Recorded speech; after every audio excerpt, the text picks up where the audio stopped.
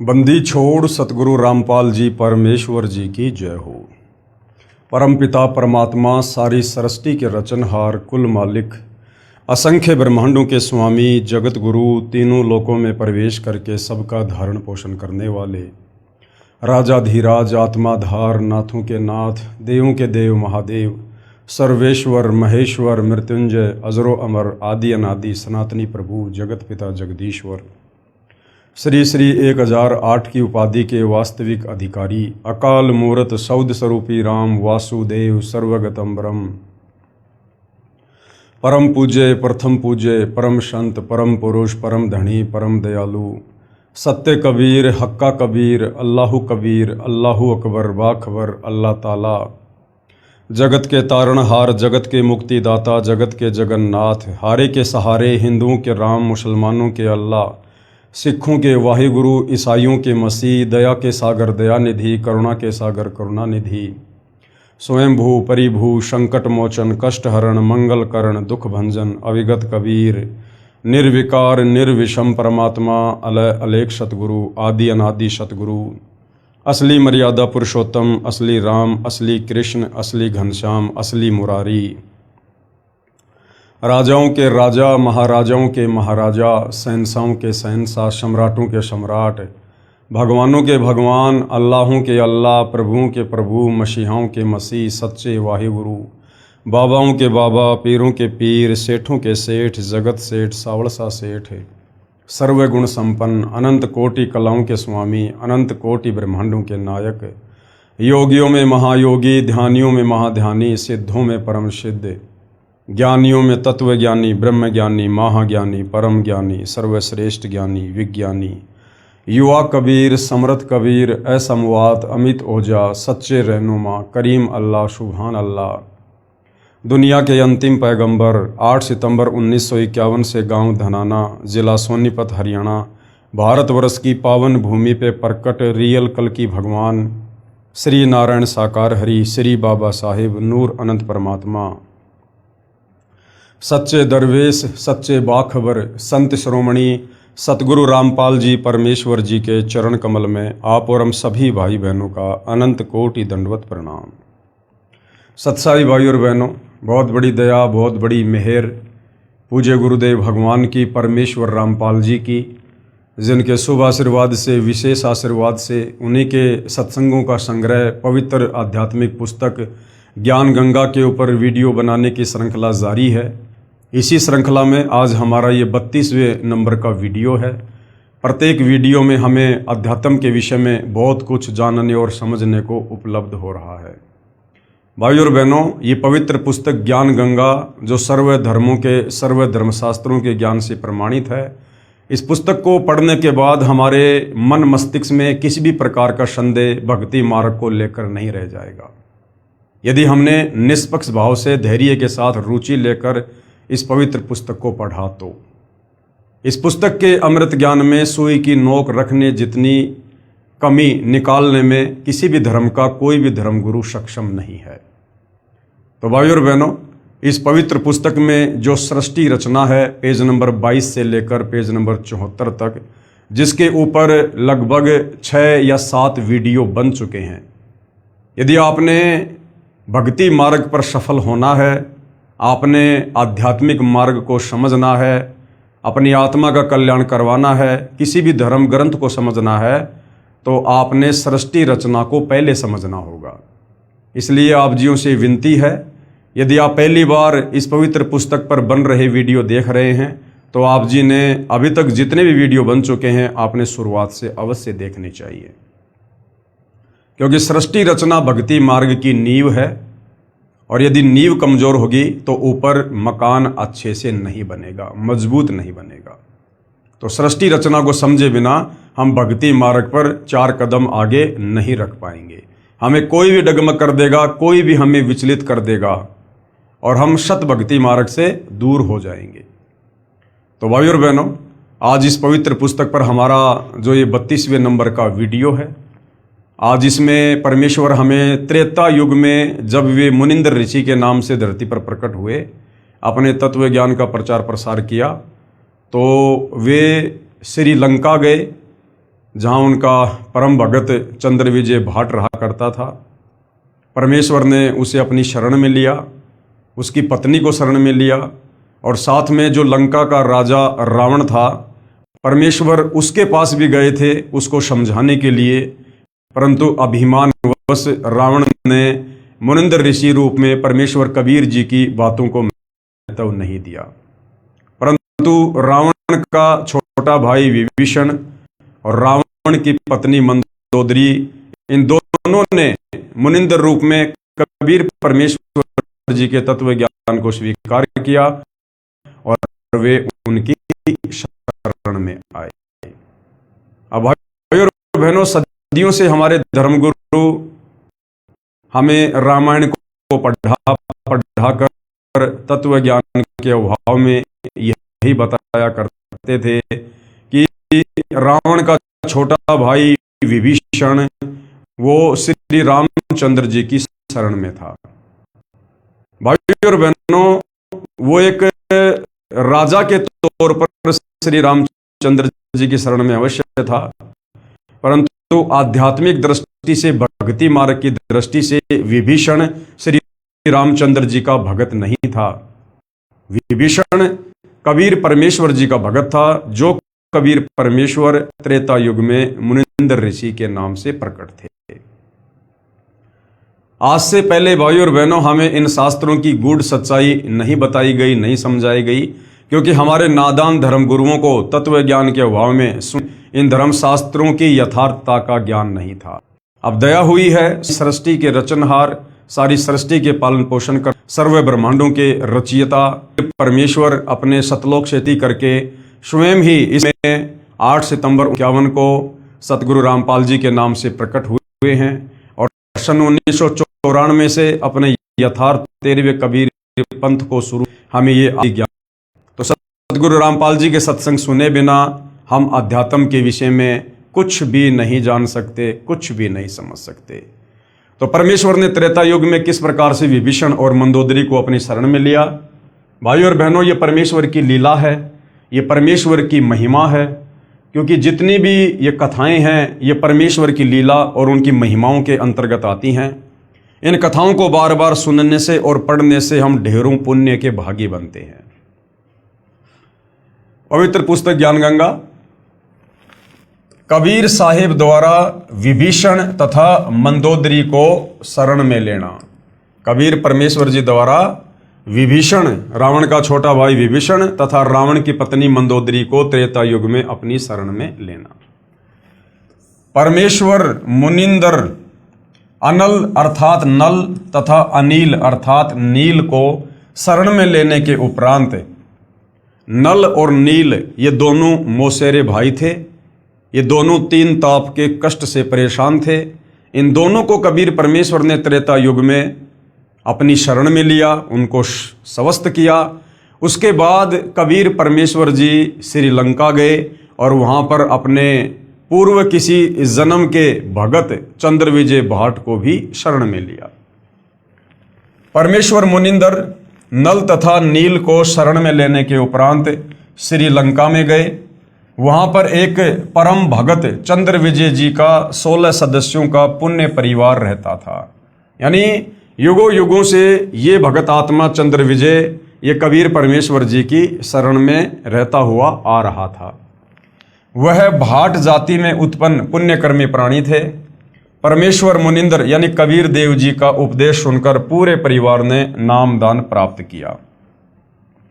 परम भगत चंद्र विजय जी की पत्नी भगतमती करमवती लंका के राजा रावण की रानी मंदोदरी के पास नौकरी यानी सेवा किया करती थी। जो चंद्र विजय था वो लंकापति रावण के दरबार में उसका मनोरंजन किया करता था। उसकी महिमा में कविताएं बना बना के मेहनताना प्राप्त किया करता था। और चंद्र विजय की जो पत्नी थी करमवती, वो लंकापति रावण की पत्नी मंदोदरी को उल्टे सीधे गंदे चुटकुले सुना सुना के उसको खुश किया करती थी, उसका मनोरंजन किया करती थी और कुछ मेहनताना प्राप्त किया करती थी। रानी मंदोदरी को हंसी मजाक अच्छे मंदे चुटकुले सुनाकर उसका मनोरंजन कराया करती थी। भगत चंद्र विजय राजा रावण के पास दरबार में नौकरी सेवा करता था। राजा की बड़ाई के गाने सुनाकर प्रसन्न करता था, यानी उन राजाओं की महिमा और प्रशंसा के गीत गाया करता था। भगत चंद्र विजय की पत्नी भगतमती करमवती परमेश्वर से उपदेश प्राप्त करने के उपरांत रानी मंदोदरी को प्रभु चर्चा जो सृष्टि रचना अपने सतगुरुदेव मुनिंद्र जी से सुनी थी प्रतिदिन सुनाने लगी। करमवती क्या करने लगी? वो गंदे गाने, गंदे चुटकुले, उससे तो किनारा कर लिया कि मैंने अब उपदेश ले लिया है। और जीव्या तो वाये बली जो रटे हरि को नाम, वरना काट के फेंक दो मुख में बलो ना चाम। तो करमवती अब लंकापति रावण की पत्नी मंदोदरी को गंदे चुटकुले नहीं बल्कि परमेश्वर की सत महिमा सुनाया करती थी, सृष्टि रचना बताया करती थी। और परमेश्वर ने किन किन आत्माओं को सतयुग में अपनी शरण में लिया, किस प्रकार से परमात्मा पृथ्वी पर प्रकट होते हैं, इस प्रकार परमेश्वर की महिमा सुनाने लगी। भगतमती मंदोदरी रानी को अति आनंद आने लगा, क्योंकि मंदोदरी भी पूर्व जन्म की कबीर परमेश्वर जी की भगत थी, भगत आत्मा थी। इसलिए जैसे ही करमवती के मुख से परमेश्वर की महिमा सुनने लगी, उसे भी आनंद आने लगा, क्योंकि भाई और बहनों, आत्मा की खुराक परमेश्वर की चर्चा ही है। कई कई घंटों तक प्रभु की सत्य कथा को भगतमती करमवती सुनाती रहती थी तथा मंदोदरी की आंखों से आंसू बहते रहते। एक दिन रानी मंदोदरी ने करमवती से पूछा, आपने ये ज्ञान किससे सुना? आप तो बहुत अनाप शनाप बातें किया करती थी। इतना बदलाव परमात्मा तुल्य संत बिना नहीं हो सकता। मंदोदरी ने कहा कि करमवती, तेरे अंदर इतना बदलाव, ये तो यदि भगवान ही संत रूप में आए हुए हैं तो कर सकते हैं, अन्यथा तेरे में तो ये बदलाव नहीं हो सकता था। तब करमवती ने बताया कि हमने एक परम संत से अभी अभी उपदेश लिया है। रानी मंदोदरी ने संत के दर्शन की अभिलाषा व्यक्त करते हुए कहा, आपके गुरु अब की बार आए तो उन्हें हमारे घर बुला कर लाना। अपनी मालकिन का आदेश प्राप्त करके शीश झुकाकर सत्कार पूर्वक कहा कि जो आपकी आज्ञा, आपकी नौकरानी वही करेगी। मेरी एक विनती है, कहते हैं कि संत को आदेश पूर्वक नहीं बुलाना चाहिए, स्वयं जाकर दर्शन करना उचित होता है, और जैसे आपकी आज्ञा वैसा ही होगा। महारानी मंदोदरी ने कहा कि अब के आपके गुरुदेव जी आए तो मुझे बताना, मैं स्वयं दर्शन करूंगी। रानी अवश्य थी, लेकिन अभिमान नहीं था, और उन्हीं आत्माओं को परमेश्वर बार बार अपनी शरण में लेते हैं। परमेश्वर ने फिर श्रीलंका में रजा की। मंदोदरी रानी ने उपदेश प्राप्त किया। अब जैसे ही दोबारा कबीर परमेश्वर जी चंद्र विजय भाट के घर पर आए और करमवती ने मंदोदरी के पास में संदेशा भिजवाया, उसी समय मंदोदरी तुरंत मुनिंद्र रूप में आए हुए कबीर परमेश्वर जी की शरण में गई, सत्संग सुना और उपदेश प्राप्त कर लिया। कुछ समय उपरांत अपने प्रिय देवर श्री भगत विभीषण जी को उपदेश दिला दिया, और कुछ ही समय में कबीर परमेश्वर की कथा सुनाकर विभीषण को भी नाम उपदेश के लिए तैयार कर लिया। और जब दोबारा कबीर परमात्मा फिर आए तो मंदोदरी ने अपने देवर यानी लंकापति रावण के छोटे भाई विभीषण को भी मुनिंद्र रूप में आए हुए कबीर परमेश्वर से उपदेश दिलवा दिया। तो विभीषण श्री रामचंद्र जी की आध्यात्मिक दृष्टि से शरण में नहीं था, आध्यात्मिक दृष्टि से कबीर परमेश्वर जी का भगत था। भगतमती मंदोदरी उपदेश प्राप्त करके अहरनिश का मतलब होता है सुबह शाम भगवान के स्मरण में लीन रहने लगी। अपने पति रावण को भी सतगुरु मुनिंद्र जी से उपदेश प्राप्त करने की कई बार प्रार्थना की, परंतु रावण नहीं माना तथा कहा करता था कि मैंने परम शक्ति महेश्वर मृत्युंजय शिव जी की भक्ति की है और इसके तुल्य कोई शक्ति नहीं है, आपको किसी ने बहका दिया। अब रावण को उसके गुरु ने, उस नीम हकीम ने, उस शास्त्र विरुद्ध साधना करवाने वाले गुरु ने शंकर जी को महेश्वर मृत्युंजय अजरो अमर सर्वेश्वर कालज्य कहकर और श्री शिव जी की भक्ति के ऊपर उसको दृढ़ कर रखा था। अन्यथा गुरुदेव भगवान ने बताया कि पुण्यात्माओं, रावण जैसी भक्ति धरती पर कोई नहीं कर सकता अपने इष्ट देव की। 10 बार उसने अपना शीश काटकर अपने इष्ट भगवान शंकर के चरणों में समर्पित कर दिया, लेकिन 2 कारण से रावण मार खा गया। सर्वप्रथम तो उसका अहंकार, और दूसरा उसका जो गुरु था वो तत्व ज्ञानहीन था। उसने शास्त्रों को अच्छे से ना समझकर और शिव जी को ही सर्वश्रेष्ठ परमात्मा साबित करके रावण को उसकी आदि अधूरी भक्ति पर दृढ़ कर दिया। कुछ ही समय उपरांत वनवास प्राप्त श्री सीता जी का अपहरण करके रावण अपने नौलखा बाग में कैद कर लिया। भगतमती मंदोदरी के बार बार प्रार्थना करने से भी रावण ने माता सीता जी को वापस छोड़कर आना स्वीकार नहीं किया।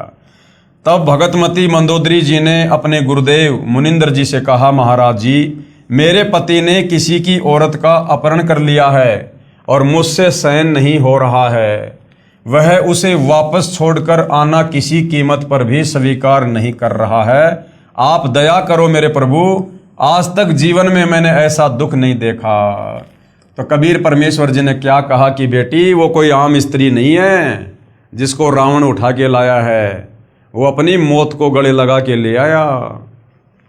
परमेश्वर मुनिंदर जी ने कहा, बेटी मंदोदरी, ये औरत कोई आम स्त्री नहीं है।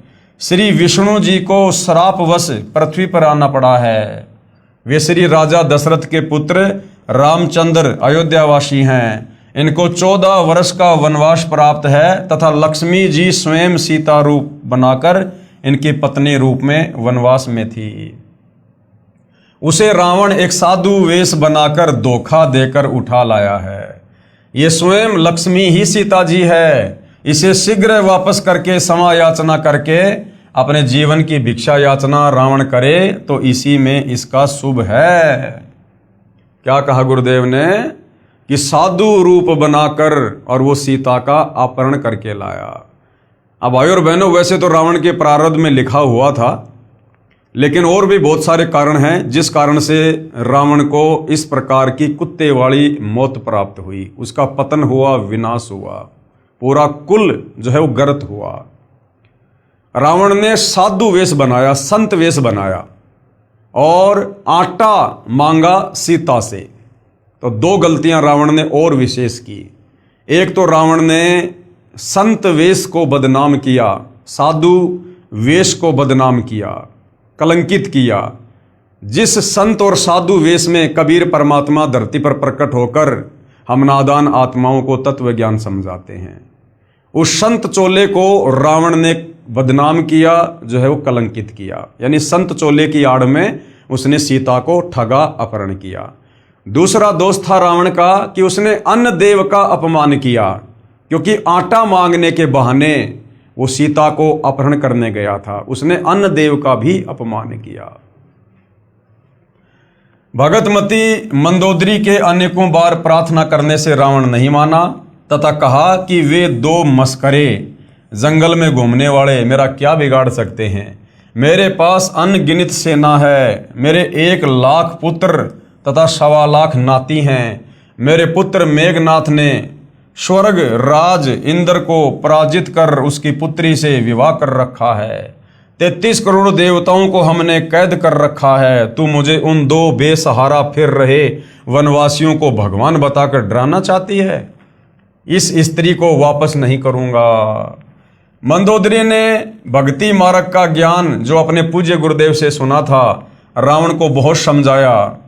विभीषण ने भी अपने बड़े भाई को समझाया। रावण ने अपने बड़े भाई विभीषण को पीटा तथा कहा कि तू ज्यादा श्री रामचंद्र का पक्षपात कर रहा है, उसी के पास चला जा। एक दिन भगतमती मंदोदरी ने अपने पूज्य गुरुदेव से प्रार्थना की कि हे गुरुदेव, मेरा सुहाग उजड़ रहा है, एक बार आप भी मेरे पति को समझा दो। यदि वह आपकी बात को नहीं मानेगा तो मुझे विधवा होने का दुख नहीं होगा। अपनी बेटी मंदोदरी की प्रार्थना स्वीकार करके राजा रावण के दरबार के सामने खड़े होकर द्वारपालों से राजा रावण से मिलने की प्रार्थना की। द्वारपालों ने कहा, ऋषि जी, इस समय हमारे राजा जी अपना दरबार लगाए हुए हैं। इस समय अंदर का संदेश बाहर आ सकता है, परंतु बाहर का संदेश अंदर नहीं जा सकता। हम विवश हैं। तब पूर्ण प्रभु अंतर्ध्यान हुए तथा राजा रावण के दरबार में प्रकट हो गए। रावण की दृष्टि ऋषि पर गई तो गरज कर पूछा कि इस ऋषि को मेरी आज्ञा बिना किसने अंदर आने दिया? उसे लाकर मेरे सामने कत्ल कर दो। तब परमेश्वर ने कहा, राजन, आपके द्वारपालों ने स्पष्ट मना कर दिया था। उन्हें पता नहीं कि मैं कैसे अंदर आ गया। रावण ने पूछा कि तू अंदर कैसे आया? तू तड़ाके से बात कर रहा था संतों के साथ में, तू तड़ाके से, इतना अभिमान था। तब पूर्ण प्रभु मुनिंदर वेश में अदृश्य होकर पुनः प्रकट हो गए तथा कहा कि मैं ऐसे आ गया। रावण ने पूछा कि आने का कारण बताओ।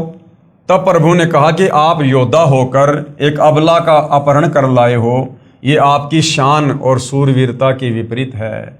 ये कोई आम औरत नहीं है, ये स्वयं लक्ष्मी जी अवतार हैं। श्री रामचंद्र जी जो इनके पति हैं, वे स्वयं विष्णु हैं। इसे वापस करके अपने जीवन की भिक्षा मांगो, इसी में आपका श्रेय है।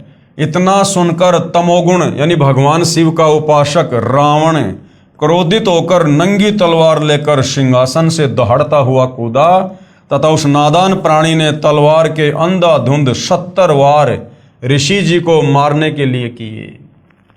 परमेश्वर मुनिंदर जी ने एक झाड़ू की सीख हाथ में पकड़ी हुई थी, उसको ढाल की तरह आगे कर दिया। रावण के 70 वार उस नाजुक सीख पर लगे। ऐसे आवाज हुई जैसे लोहे के खंभे पिलर पर तलवार लग रही हो। सीख टस से मस नहीं हुई। रावण को पसीने आ गए, फिर भी अपने अहंकारवश नहीं माना। ये तो जान लिया कि ये कोई आम ऋषि नहीं है। कहा कि मैंने आपकी एक भी बात नहीं सुननी है, आप जा सकते हैं। परमेश्वर अंतर्ध्यान हो गए। अब मूर्खों के पीछे क्या माथा मारे परमात्मा।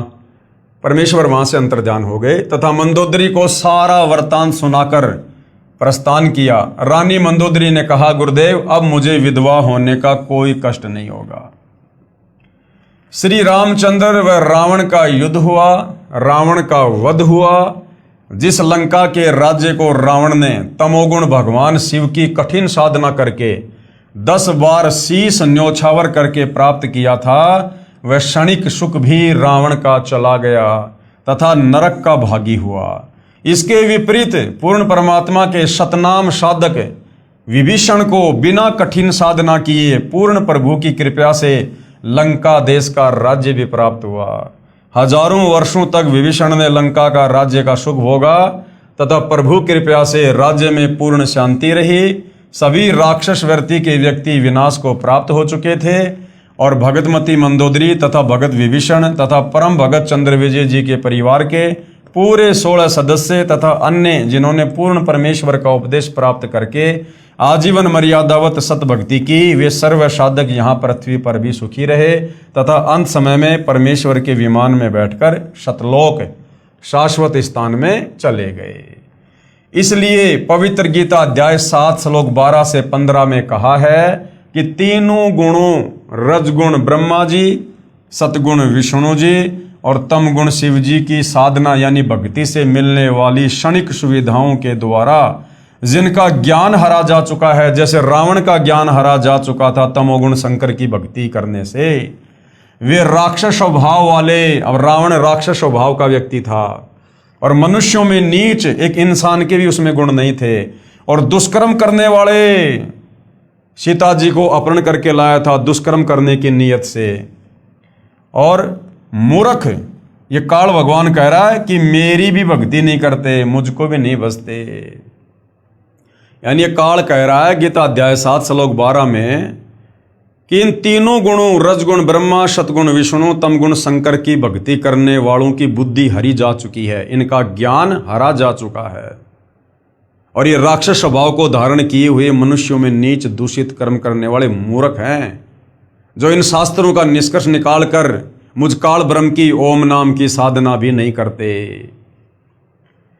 फिर गीता अध्याय 7 श्लोक नंबर 18 में गीता बोलने वाला ये काल ब्रह्म कह रहा है कि कोई एक अच्छी आत्मा मेरी यानी ब्रह्म की काल की ही साधना करता है, लाखों में कोई एकाध है जो इन वेदों का निष्कर्ष निकालकर मुझ काल की साधना करता है, ओम नाम की साधना करता है, क्योंकि उनको तत्वदर्शी संत नहीं मिला।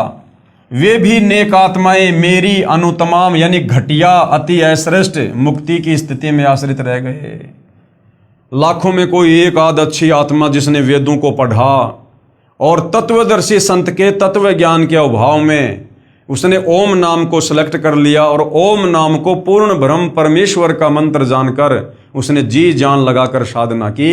लेकिन ओम नाम तो इस काल का है जो वेद और गीता में है, और अंत में वो आत्मा भी जन्म और मरण में काल कह रहा है कि वो मेरी अनुतमाम यानी घटिया साधना में ही लगा रहता है, क्योंकि उसे पता नहीं कि ये ओम नाम इस काल का है, ना कि पूर्ण परमात्मा का। वे भी पूर्ण मुक्त नहीं हैं। इसलिए पवित्र गीता अध्याय 18 श्लोक 62 में कहा है कि हे अर्जुन, तू सर्व भाव से यानी और सब की पूजा छोड़ दे, मेरी भी छोड़ दे, और उस परमेश्वर यानी पूर्ण परमात्मा तत् ब्रह्म की शरण में जा। उसकी कृपा से ही तू परम शांति तथा सतलोक अर्थात सनातन परम धाम को प्राप्त होगा। और तुझे उस परमेश्वर तत् ब्रह्म पूर्ण ब्रह्म परमेश्वर की साधना कौन बताएगा? गीता अध्याय 4 श्लोक 34 में वर्णित तत्वदर्शी संत। तो भाई और बहनों, आज वो तत्वदर्शी संत धरती पर सतगुरु रामपाल जी के रूप में प्रकट हैं। स्वयं कबीर भगवान ही तत्वदर्शी संत की भूमिका करते हैं। इससे बड़ा सौभाग्य पृथ्वीवासियों का और नहीं हो सकता। इसलिए पुण्यात्माओं से निवेदन है कि आज इस दासन के भी दास के पास यानी सतगुरु रामपाल जी अपने विषय में कह रहे हैं कि पूर्ण परमात्मा प्राप्ति की वास्तविक विधि प्राप्त है, निःशुल्क उपदेश लेकर लाभ उठाइए। उसके बाद भाई और बहनों, द्वापर युग में फिर वही कबीर परमात्मा एक पूरा जीवन शिशु रूप में धरती पर प्रकट होकर और अपनी आत्माओं तक तत्व ज्ञान पहुंचाने का जीते हैं लीलामय तरीके से। तो द्वापर युग में वही कबीर परमात्मा जो त्रेता युग में मुनिंद्र ऋषि के नाम से आए, सतयुग में सतसुकृत ऋषि के नाम से आए, और द्वापर में करुणामय ऋषि के नाम से प्रकट हुए। और जैसे परमेश्वर ने सतयुग और त्रेता में लीलाएं की, उसी प्रकार से द्वापर में भी अपनी अच्छी आत्माओं को अपनी शरण में लिया। तो द्वापर में परमेश्वर ने विशेषकर किन किन पुण्यात्माओं को अपनी शरण में लिया? द्वापर युग में इंद्रमती को शरण में लेना। द्वापर युग में चंद्र विजय नाम का एक राजा था। देखो, जो वो त्रेता युग में था वो भी चंद्र विजय था, लेकिन वो भाट जाति में था और रावण के दरबार में नौकर था। और द्वापर युग में जो ये चंद्र विजय है, ये स्वयं एक राजा था। द्वापर में चंद्र विजय नाम का एक राजा था और उसकी पत्नी इंद्रमती। त्रेता वाले चंद्र विजय की पत्नी का नाम था करमवती और द्वापर वाले राजा चंद्र विजय की पत्नी का नाम था इंद्रमती। उसकी पत्नी इंद्रमती बहुत ही धार्मिक प्रवृत्ति की औरत थी, संत महात्माओं का बहुत आदर किया करती थी। उसने एक गुरुदेव भी बना रखा था। उनके गुरुदेव ने बताया था कि बेटी, साधु संतों की सेवा करनी चाहिए, संतों को भोजन खिलाने से बहुत लाभ होता है। एकादशी का व्रत, मंत्र के जाप आदि साधनाएं जो गुरुदेव ने बताई थी, वह भगवत भक्ति में बहुत दृढ़ता से लगी हुई थी, क्योंकि ये इंद्रमती पूर्व जन्म में कबीर परमेश्वर जी की भगत थी। गुरुदेव ने बताया था कि संतों को भोजन खिलाया करेगी तो तू आगे भी रानी बन जाएगी। यानी रानी इंद्रमती का जो गुरु था, जिसको शास्त्र विधि अनुसार साधना का नहीं पता था, वो इंद्रमती को इस प्रकार की साधना पर लगा के रखा हुआ था और कहा तुझे स्वर्ग प्राप्ति होगी। रानी ने सोचा कि प्रतिदिन एक संत को भोजन अवश्य खिलाया करूंगी। उसने ये प्रतिज्ञा मन में ठान ली कि मैं खाना बाद में खाया करूंगी, पहले संत को खिलाया करूंगी, इससे मुझे याद बनी रहेगी, कहीं मुझे भूल ना पड़ जाए। रानी प्रतिदिन पहले एक संत को भोजन खिलाती, फिर स्वयं खाती और वर्षों से ये क्रम चल रहा था। अब एक समय क्या हुआ, हरिद्वार में कुंभ के मेले का संयोग हुआ। जितने भी ये त्रिगुण माया के उपासक संत थे। ये ब्रह्मा विष्णु महेश के जितने भी भगत थे, सभी गंगा में स्नान करने के लिए, पर्व लेने के लिए प्रस्थान कर गए। इस कारण से कई दिन रानी को भोजन कराने के लिए कोई संत नहीं मिला। रानी इंद्रमती ने स्वयं ही भोजन नहीं किया, स्वयं भी उसने भोजन नहीं किया। चौथे दिन अपनी बांदी से कहा कि बांदी देख ले कोई संत मिल जाए तो, नहीं तो आज तेरी रानी जीवित नहीं रहेगी। आज मेरे प्राण निकल जाएंगे परंतु मैं खाना नहीं खाऊंगी, क्योंकि उसने मनमुखी रूप से अपने गुरु के बताने के बाद प्रतिज्ञा कर ली थी। वह दीन दयाल कबीर परमेश्वर अपने पूर्व वाले भगत को शरण में लेने के लिए न जाने क्या क्या कारण बना देता है। बांदी ने ऊपर अटारी पर चढ़कर देखा कि सामने से एक संत आ रहा था। सफेद कपड़े थे। द्वापर युग में परमेश्वर कबीर करुणामय नाम से आए थे। बांदी नीचे आई और रानी से कहा कि एक व्यक्ति है जो साधु जैसा नजर आता है। रानी ने कहा कि जल्दी से बुला ला। बांदी महल से बाहर गई तथा प्रार्थना की कि साहेब आपको हमारी रानी ने याद किया है। करुणामय साहब ने कहा, रानी ने मुझे क्यों याद किया है? मेरा और रानी का क्या संबंध है? नौकरानी ने सारी बात बताई। करुणामय कबीर साहिब ने कहा कि रानी को आवश्यकता पड़े तो यहाँ आ जाए। यानी परमात्मा अपनी उस आत्मा के भाव चेक करना चाहते थे कि ये अपने नादान गुरु के कहने पर वैसे ही भूखी मर रही है या साधु संतों के प्रति इसके मन में कोई श्रद्धा भी है। रानी को आवश्यकता पड़े तो यहां आ जाए, मैं यहां खड़ा हूं। तू बांदी और वो रानी, मैं वहां जाऊं, और यदि वह कह दे कि तुझे किसने बुलाया था या उसका राजा ही कुछ कह दे, और बेटी संतों का अनादर बहुत पापदायक होता है। बांदी फिर वापस आई और रानी से सब वार्ता कह सुनाई। तब रानी ने कहा कि बांदी मेरा हाथ पकड़ और चल। जाते ही रानी ने दंडवत प्रणाम करके प्रार्थना की कि हे परवरदिगार, चाहती तो ये हूं कि आपको कंधे पर बैठा लूं। करुणामय साहब ने कहा, बेटी मैं यही देखना चाहता था कि तेरे में कोई श्रद्धा भी है या वैसे ही भूखी मर रही है।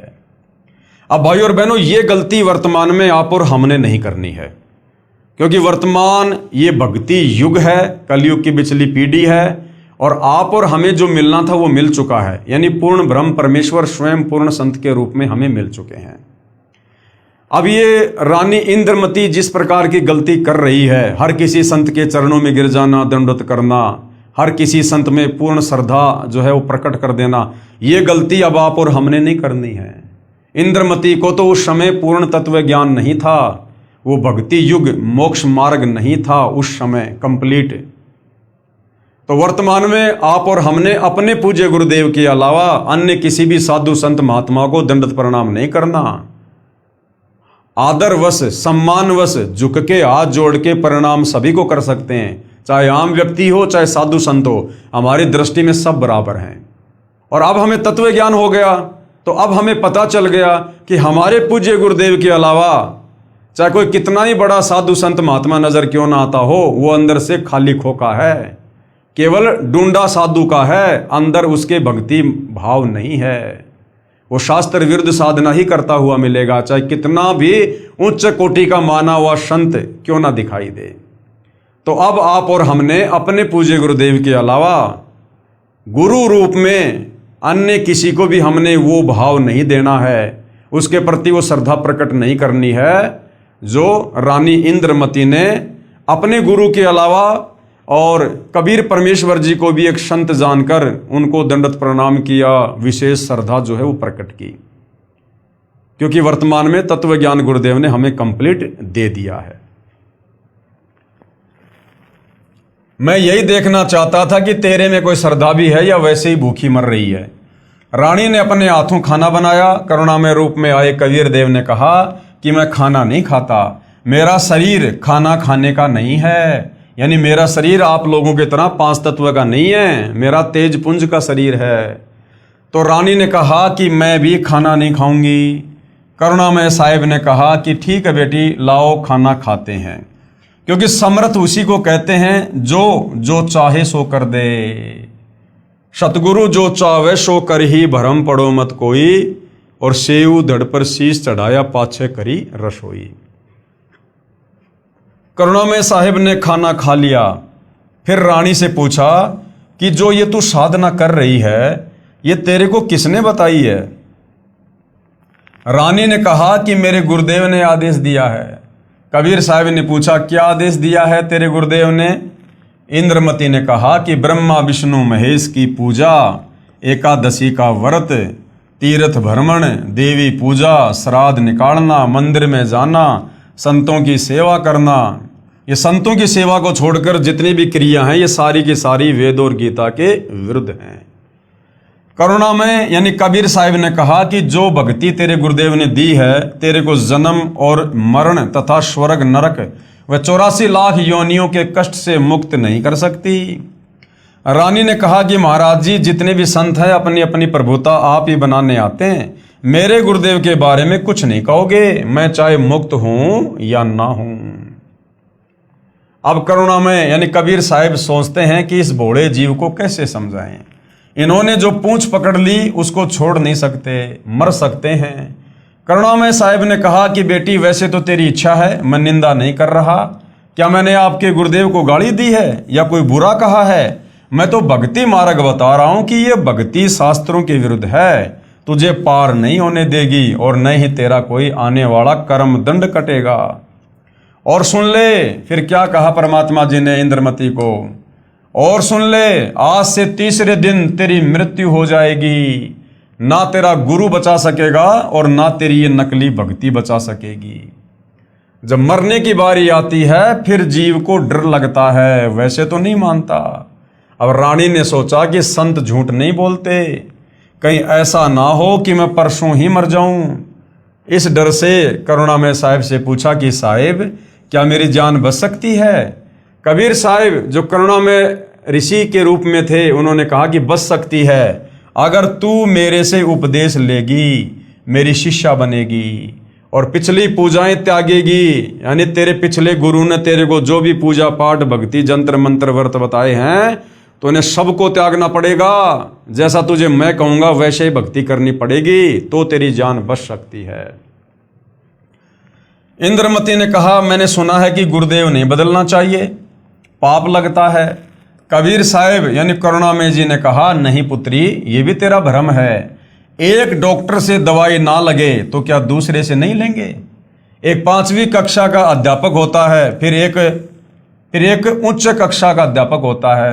बेटी अगली कक्षा में जाना होगा, क्या सारी उम्र 5वीं कक्षा में ही लगी रहेगी? इसको छोड़ना पड़ेगा। तू अब आगे की पढ़ाई पढ़, मैं पढ़ाने आया हूं। वैसे तो नहीं मानती, परंतु मृत्यु दिखने लगी कि संत कह रहा है तो सही बात हो, कहीं बात बिगड़ ना जाए। ऐसा विचार करके इंद्रमती ने कहा कि जैसे आप कहोगे मैं वैसे ही करूंगी। करुणा में यानी कबीर साहिब ने उपदेश दिया और कहा कि तीसरे दिन मेरे रूप में काल आएगा, तो उससे बोलना मत। जो मैंने नाम दिया है 2 मिनट तक इसका जाप करना, 2 मिनट के बाद उसको देखना है, उसके बाद सत्कार करना। वैसे तो गुरुदेव आए तो अति शीघ्र चरणों में गिर जाना चाहिए, ये मेरा केवल इस बार आदेश है। रानी ने कहा ठीक है। अब भाई और बहनों, एक सत्संग में गुरुदेव ने बताया कि काल का जो काम है वो है त्रिकुटी पर। इस पृथ्वी पर काल नहीं आता है, यहाँ तो उसके छोटी मोटी शक्तियाँ ये ब्रह्मा विष्णु महेश भैरव भूत बेताल यही काफ़ी हैं। काल का असली बखेड़ा शुरू होता है त्रिकुटी पर। जब हम शरीर छोड़कर त्रिकुटी पर जाएंगे उस समय काल अपना दाव लगाएगा हमें डगमग करने के लिए, विचलित करने के लिए। तो यहां पर गुरुदेव ने कहा ना कि परसों मेरे रूप में यानी तेरे गुरु के रूप में काल आएगा।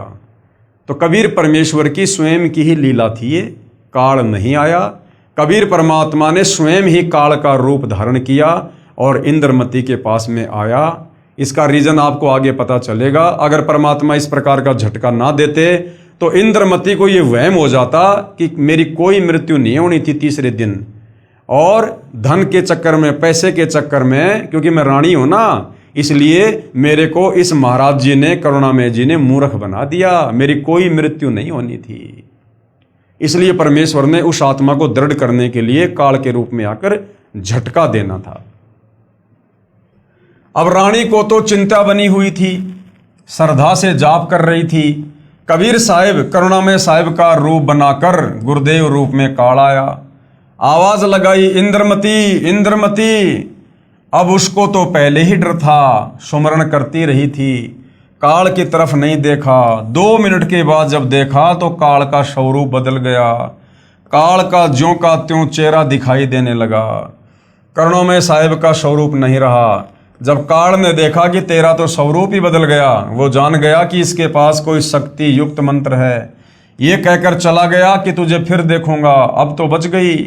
रानी बहुत खुश हुई, फूली नहीं समाई। कभी अपनी बांदियों को कहने लगी कि मेरी मृत्यु होनी थी, मेरे गुरुदेव ने मुझे बचा लिया। राजा के पास गई तथा कहा कि आज मेरी मृत्यु होनी थी, मेरे गुरुदेव ने रक्षा कर दी, मुझे लेने के लिए काल आया था। अब राजा कहाँ इन बातों पर इतना ज़्यादा गौर करे। राजा ने कहा कि तू ऐसे ड्रामे करती रहती है, काल आता तो क्या तुझे छोड़ जाता? ये सब संत बहका देते हैं। अब इस बात को वह कैसे माने? खुशी खुशी में रानी लेट गई। कुछ देर के बाद सरप बनकर काल फिर आया और रानी को डस लिया। ज्यों ही सरप ने डसा, रानी को पता चल गया। रानी जोर जोर से चिल्लाई, मुझे सांप ने डस लिया। नौकर भागे। देखते ही देखते एक मोरी, पानी निकालने का छोटा छिद्र, उसमें से वह सरप निकल गया। अपने गुरुदेव को पुकार कर रानी बेहोश हो गई। करुणा में यानी कबीर साहिब वहां प्रकट हो गए। लोगों को दिखाने के लिए मंत्र बोला। वे तो बिना मंत्र भी जीवित कर सकते हैं, किसी जंत्र मंत्र की आवश्यकता नहीं। इंद्रमती को जीवित कर दिया। रानी ने बड़ा शुक्र मनाया कि हे बंदी छोड़, यदि आज आपकी शरण में नहीं होती तो मेरी मृत्यु हो जाती। साहिब ने कहा कि इंद्रमती, इस काल को तो मैं तेरे घर में भी घुसने नहीं देता, तेरे पर यह हमला भी नहीं कर सकता, परंतु तुझे विश्वास नहीं होता और तू ये सोचती कि मेरे ऊपर कोई आपत्ति नहीं आनी थी। गुरुजी ने मुझे बहका कर नाम दे दिया, इसलिए तेरे को थोड़ा सा झटका दिखाया है, नहीं तो बेटी तेरे को विश्वास नहीं होता। क्या कह रहे हैं परमात्मा? इसलिए तेरे को थोड़ा सा झटका दिखाया है। यानी अपनी तरफ से कबीर परमात्मा ने काल का रूप बनाकर, वो सरप का रूप बनाकर, ये सारा का सारा झटका इंद्रमती को दृढ़ करने के लिए परमात्मा ने स्वयं ही दिया। और परमात्मा कहते हैं, धर्मदास यहाँ घना अंधेरा और बिन परचे जीव जम का चेहरा। कि धर्मदास, इस काल के लोक में बहुत ज्यादा अज्ञान रूपी अंधेरा है। बिन परचे जीव जम का चेहरा, जब तक इस प्राणी को कोई छोटा मोटा चमत्कार ना दिखाया जाए तब तक ये काल का चेला बना रहता है, बात नहीं मानता संतों की। कबीर साहेब अर्थात करुणामय जी ने कहा कि अब जब मैं चाहूंगा तब तेरी मृत्यु होगी। गरीबदास जी कहते हैं, गरीब काल डरे करतार से। ये जो 21 ब्रह्मांड का स्वामी, ब्रह्मा विष्णु महेश का पिता, कहते हैं ये भी कबीर परमात्मा जी से डरता है। और जय जय जय जगदीश। और जोरा जोड़ी झाड़ती, जोरा यानी मौत, मौत उस कबीर परमेश्वर के दरबार में उस कबीर परमेश्वर की जूतियां झाड़ती है। और पग रज डारे शीस, और जो धूल है कबीर परमेश्वर के जूतियों की, उनके चरणों की, ये मौत अपने शीस पर डालती है। यानी ये दोनों, ये काल और मौत, ये कबीर परमेश्वर जी के नौकर हैं, नौकर। ये काल कबीर भगवान यानी कबीर परमेश्वर जी से डरता है और ये मौत कबीर साहिब के जूते झाड़ती है, अर्थात नौकर तुल्य है। फिर उस धूल को अपने सिर पर लगाती है कि आप जिसको मारने का आदेश दोगे उसी के पास जाऊंगी, नहीं मैं नहीं जाऊंगी।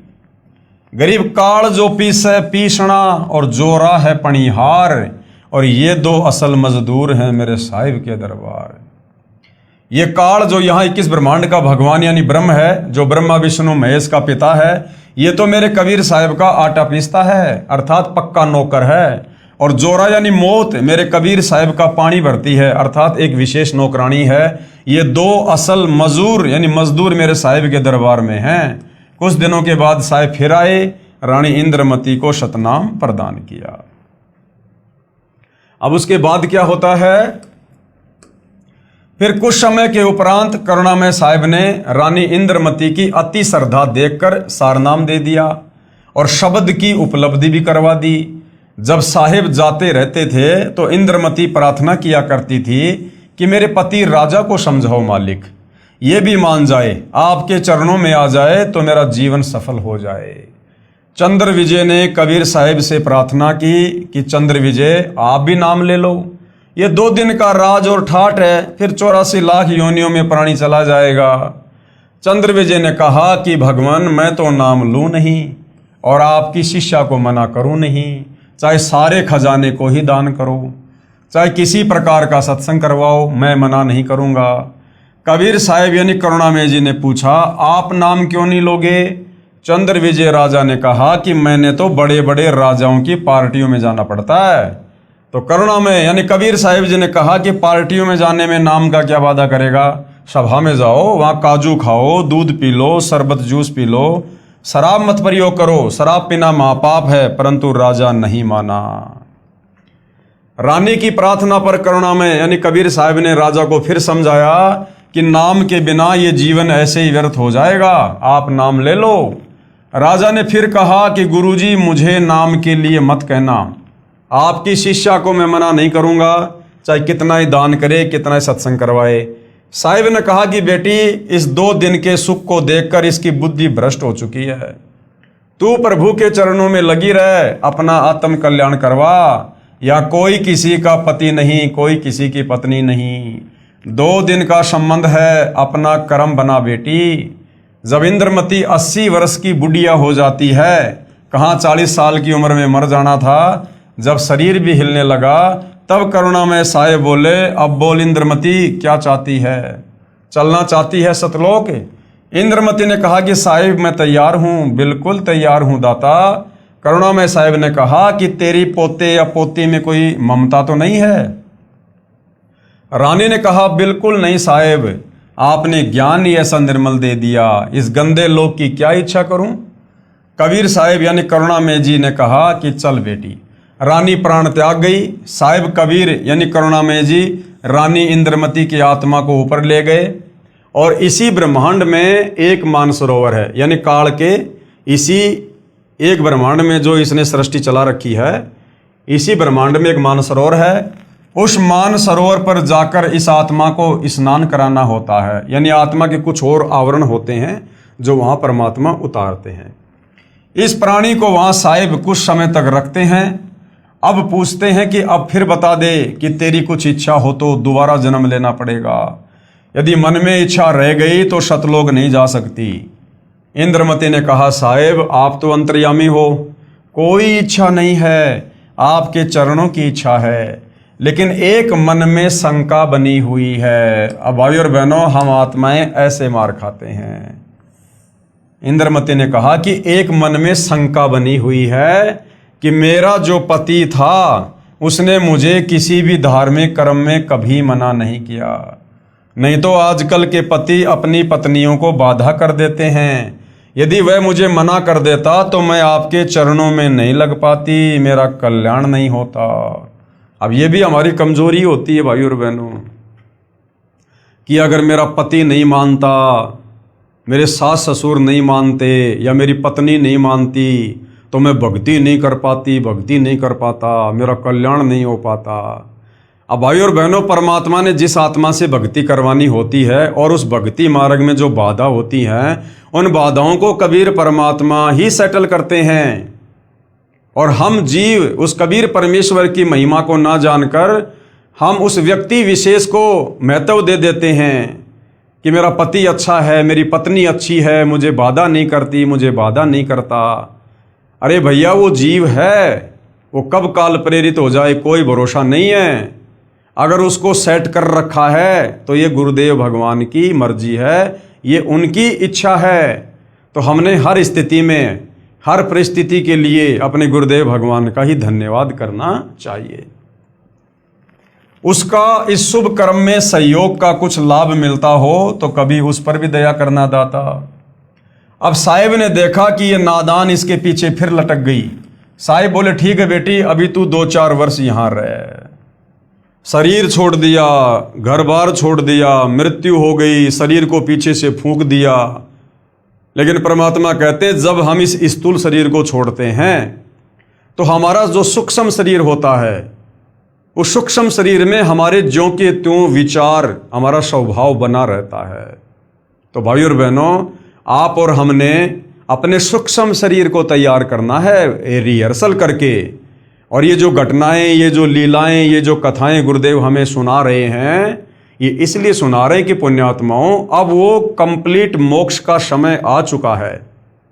और इस समय यदि आप आत्माओं ने इतना ज्ञान सुनकर, इतनी भक्ति करके अगर ये इंद्रमती वाली सी गलती कर दी, अगर तुम्हारे सूक्ष्म शरीर में अगर इस प्रकार की कोई भी इच्छा इस काललोक की, घर की, परिवार की, संपत्ति की, पोता पोती की रह गई, तो तुम्हें भी इसी प्रकार से यहीं पर लटका दिया जाएगा, अर्थात तुम्हारा मोक्ष नहीं हो पाएगा, वापस तुम्हें उसी घर के आसपास पुनः जन्म दिया जाएगा।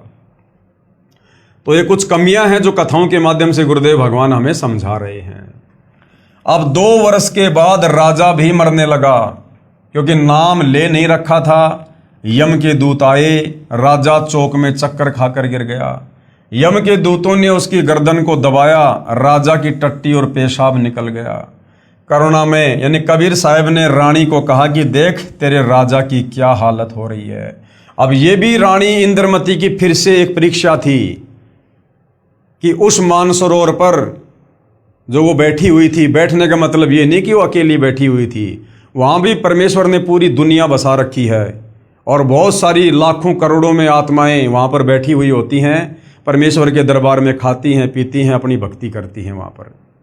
तो वहाँ से इंद्रमती को कबीर भगवान ने दिखाया कि देख तेरे राजा की क्या हालत हो रही है। परमात्मा ने उसको दिव्य दृष्टि दे दी और रानी देख रही है कि यम के दूत तेरे राजा का गला दबा दबा के उसके प्राण शरीर से निकाल रहे हैं और राजा बेहोश होकर जमीन पे पड़ा, टट्टी पेशाब निकल रही है।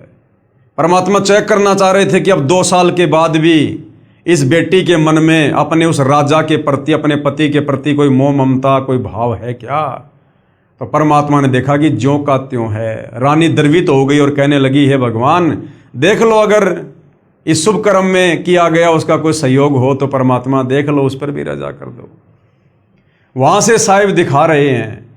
तब रानी ने कहा कि देख लो दाता, यदि उसका भक्ति में सहयोग का कोई फल बनता हो तो दया कर लो। रानी को फिर भी थोड़ी सी ममता बनी थी।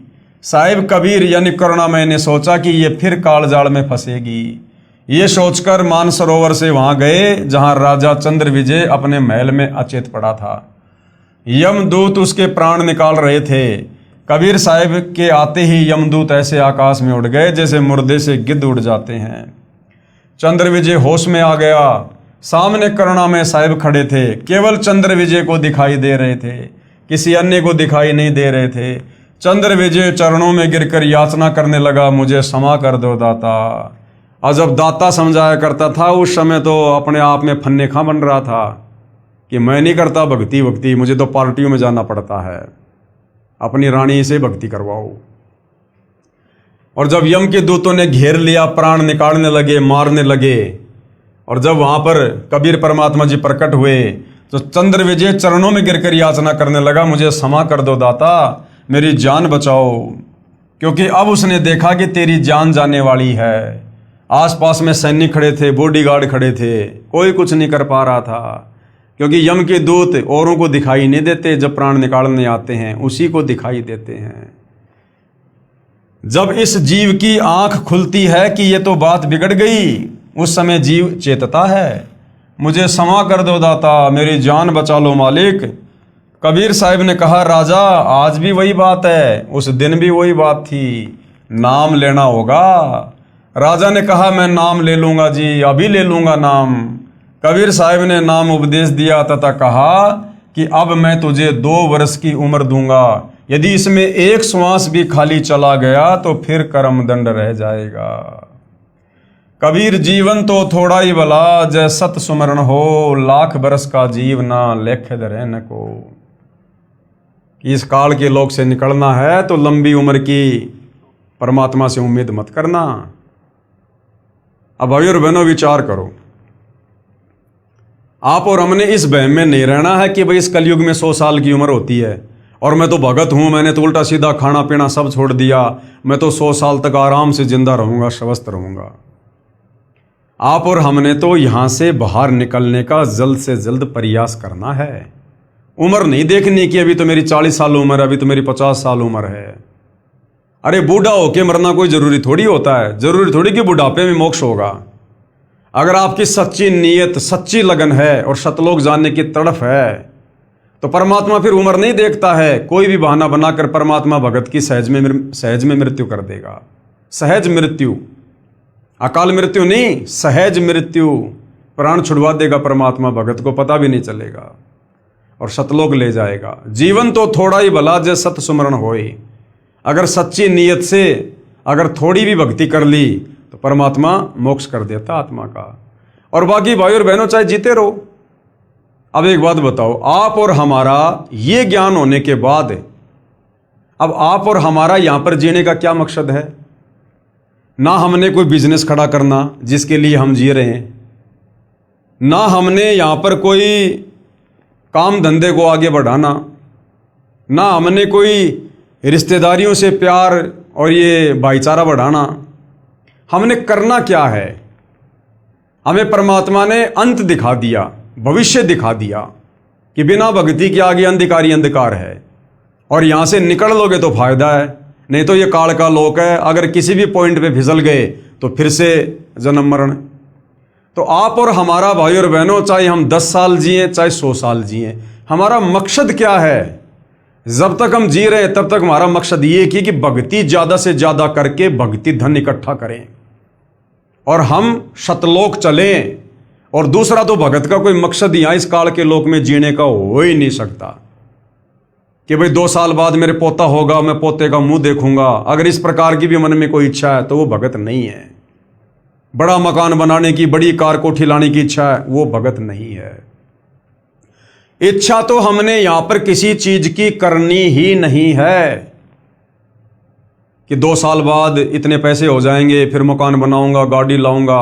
अगर 2 साल के बीच में मृत्यु हो गई तो हमारी इच्छा क्या थी? बड़ा मकान बनाने की, बड़ी गाड़ी लाने की, बच्चे की शादी करने की, पोते का मुंह देखने की।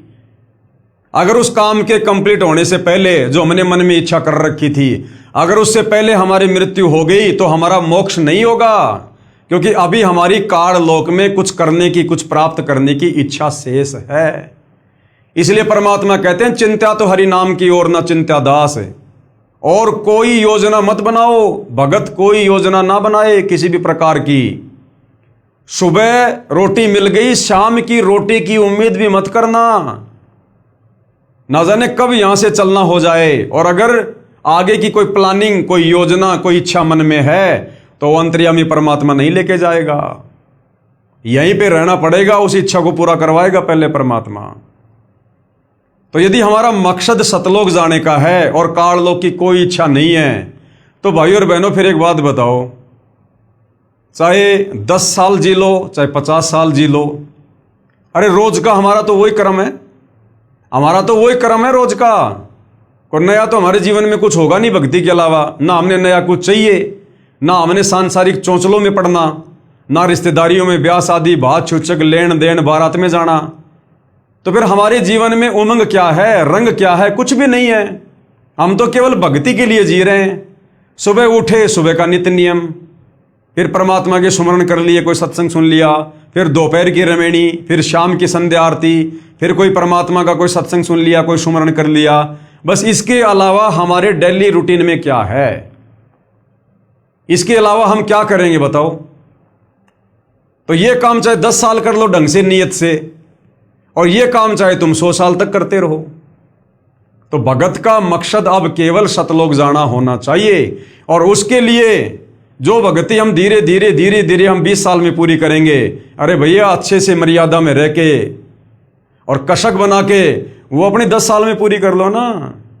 अब ज्ञान तो हो ही गया ना कि पीछे से बच्चों को संभालने वाला भगवान है, इस घर परिवार को संभालने वाला भगवान है। अब तत्व ज्ञान होने के बाद भगत ठेकेदार नहीं बनेगा अपने बच्चों का, अपने घर का, अपने बिजनेस का, अपने खेतों का। अगर ठेकेदार बना हुआ है तो फिर अभी उसकी सतलोक जाने की इच्छा नहीं है, उसका टारगेट अभी काललोक है।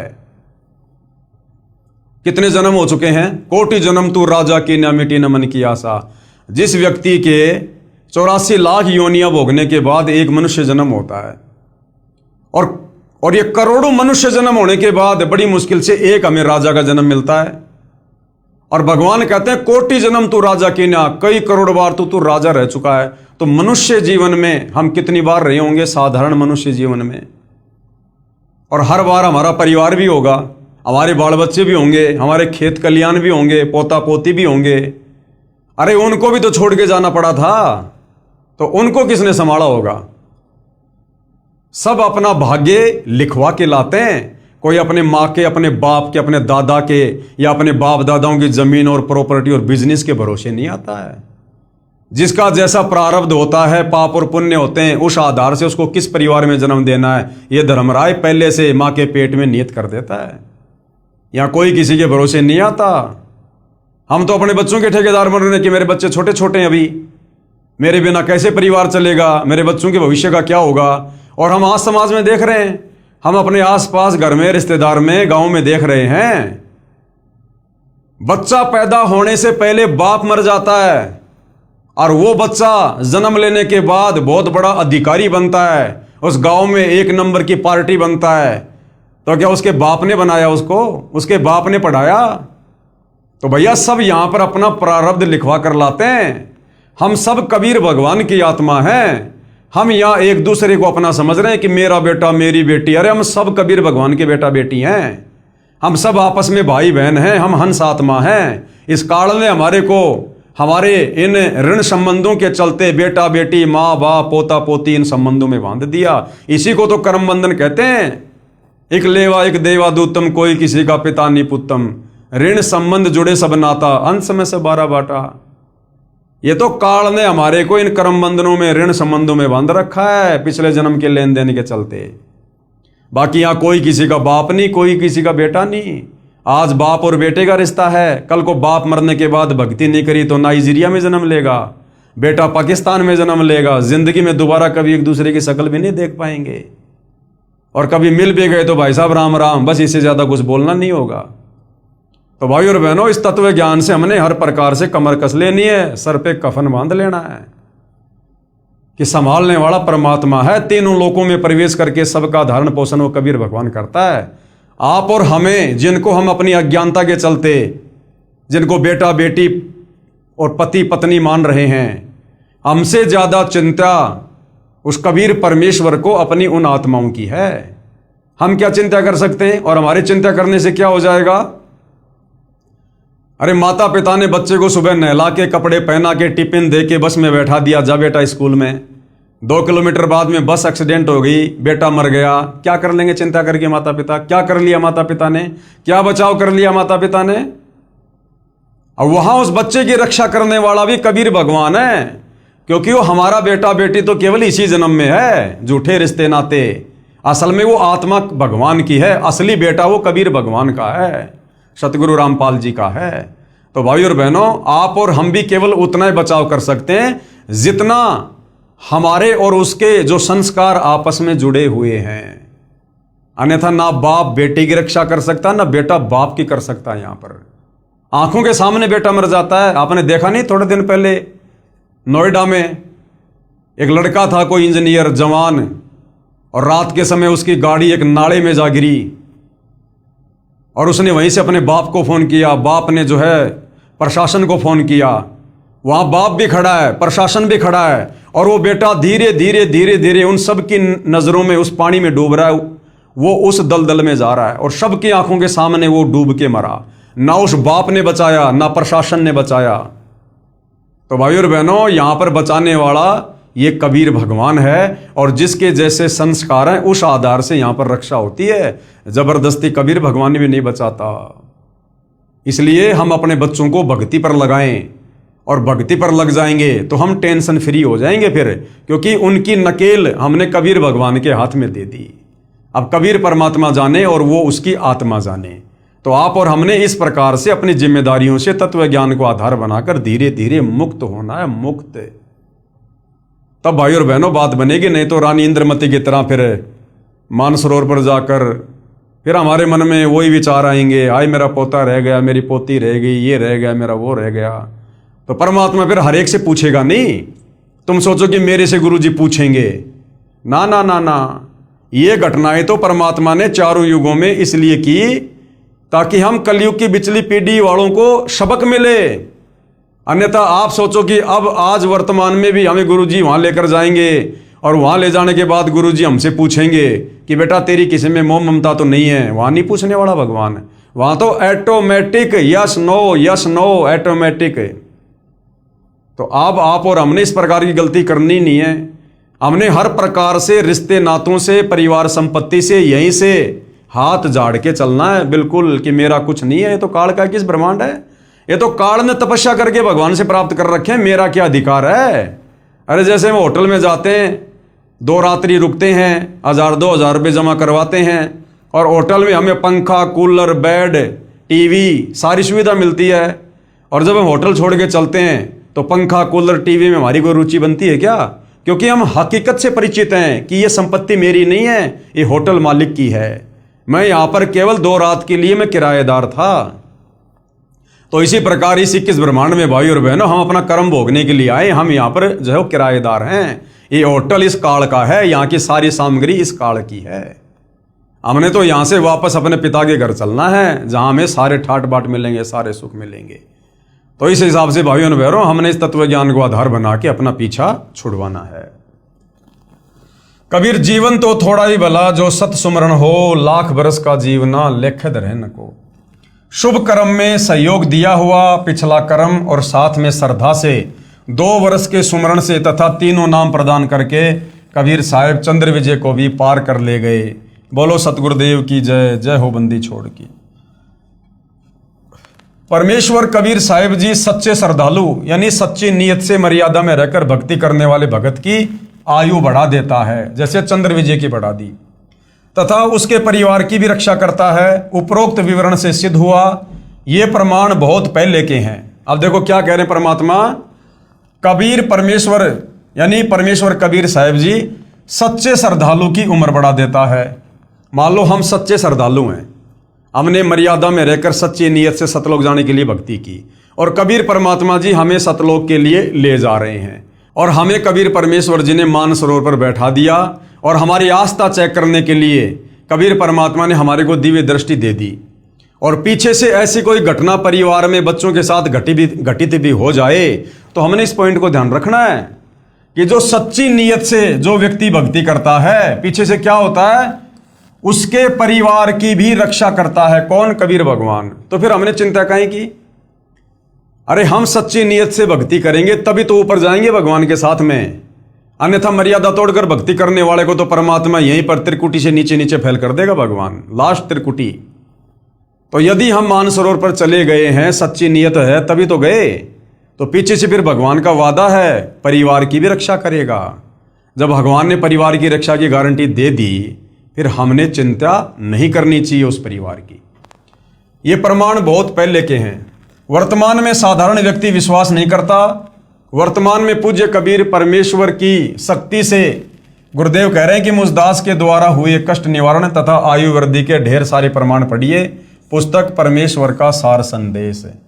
तो कोशिश करेंगे, मालिक से प्रार्थना करेंगे, ये जो पवित्र पुस्तक है परमेश्वर का सार संदेश, इसके ऊपर भी हम आने वाले समय में वीडियो जो है बनाएंगे। अब आगे गुरुदेव भगवान कहते हैं पवित्र पुराणों का रहस्य, यानी इन पवित्र 18 पुराणों में जो मुख्य पुराण हैं, श्री ब्रह्मा पुराण, श्री विष्णु पुराण, श्री शिव महापुराण, इनमें अध्यात्म के विषय में, भक्ति मार्ग के विषय में, आत्म कल्याण के विषय में क्या कुछ लिखा है जो वेदों से मेल खाता है। पुराणों को समझने के लिए ध्यान रहे कि श्री ब्रह्मा पुराण, श्री विष्णु पुराण तथा श्री शिव पुराण ये इस ब्रह्म यानी काल की लीला से प्रारंभ होते हैं। ब्रह्मा पुराण, शिव पुराण, विष्णु पुराण ये काल की लीला से शुरू होते हैं, ब्रह्म की लीला से। फिर ये नीचे इन ब्रह्मा विष्णु महेश पर आकर आगे की जानकारी देते हैं, जिसे प्रथम अव्यक्त गीता अध्याय 7 श्लोक 25 में कहा है। जो गीता अध्याय 11 श्लोक 32 में कहता है कि मैं काल हूं, यानी गीता जी का ज्ञान देते समय ये काल ब्रह्म कृष्ण जी के शरीर में प्रेत की भांति प्रवेश करके क्या कह रहा है अध्याय 11 श्लोक 32 में कि मैं काल हूं। इसी को क्षर पुरुष भी कहते हैं, यानी इसका जन्म और मरण होता है, ये नाशवान है, अविनाशी नहीं है। इसलिए इसी काल को, इस ब्रह्म को क्षर पुरुष तथा ज्योति निरंजन भी कहा जाता है, क्योंकि इसकी उत्पत्ति अंडे से हुई थी, उस समय इसमें तेज था, तो परमात्मा ने इसका नाम ज्योति निरंजन भी रखा है। यही सदाशिव काल रूपी ब्रह्म भी कहलाता है। यही ब्रह्मांड में एक ब्रह्मलोक की रचना करके उसके ऊपरी हिस्से में रहता है। और यही काल क्या करता है? महाविष्णु, महाब्रह्मा तथा महाशिव कहलाता है, क्योंकि इसने अपने उस ब्रह्मांड में 3 गुप्त स्थान बना रखे हैं। एक रजोगुण प्रधान क्षेत्र, एक सतोगुण प्रधान क्षेत्र और एक तमोगुण प्रधान क्षेत्र। और जब इसने अपने तीनों पुत्रों की उत्पत्ति करनी होती है अपनी पत्नी दुर्गा के सहयोग से, तो ये दुर्गा को अपनी शक्ति से उस क्षेत्र में बुला लेता है और स्वयं भी वहां आ जाता है। और जब इसने रजोगुण युक्त बेटा उत्पन्न करना होता है तो उस रजोगुण युक्त क्षेत्र में ये काल स्वयं तो महाब्रह्मा रूप धारण कर लेता है और अपनी पत्नी दुर्गा को महासावित्री रूप बना देता है। और फिर जो पति पत्नी सहयोग से उस रजोगुण क्षेत्र में जो संतान उत्पन्न होती है वो रजोगुण युक्त हो जाती है और उसका नाम ये ब्रह्मा रख देते हैं। यही प्रक्रिया फिर ये सतोगुण क्षेत्र में करता है और एक विष्णु उत्पन्न करता है। यही प्रक्रिया फिर ये तमोगुण क्षेत्र में जाके करता है, खुद तो महाशिव बन जाता है और अपनी पत्नी दुर्गा को महापार्वती रूप बनाता है। और वहां जो बेटा उत्पन्न होता है उसको तमोगुण युक्त कर देते हैं और उसका नाम शिव रख देते हैं। तो ये काल ही क्या कहलाता है? यही महाविष्णु, महाब्रह्मा तथा महाशिव। एक तो होता है विष्णु, ब्रह्मा और शिव। इन तीनों से पहले शब्द लग गए महा, यानी महाविष्णु। जहां जहां महाविष्णु शब्द है समझ लो विष्णु रूप में काल है। जहां जहां महाब्रह्मा शब्द है समझ लो ब्रह्मा रूप में काल है। और जहां जहां महाशिव है वहां समझ लो शिव रूप में यह काल है। यही महाविष्णु, महाब्रह्मा तथा महाशिव कहलाता है। तथा उस क्षेत्र को काशी भी कहते हैं। उसी में रजोगुण प्रधान, सतगुण प्रधान तथा तमगुण प्रधान 3 स्थान बनाकर अपनी पत्नी दुर्गा यानी महालक्ष्मी को साथ रखकर 3 पुत्रों रजगुण श्री ब्रह्मा जी, सतगुण श्री विष्णु जी और तमगुण श्री शिव जी की उत्पत्ति करके अचेत कर देता है। अचेत अवस्था में ही इनकी परवरिश करता रहता है। अब इनकी जो परवरिश है वो कैसे होती है? अचेत अवस्था में, क्योंकि आध्यात्मिक शक्तियां हैं भाई और बहनों।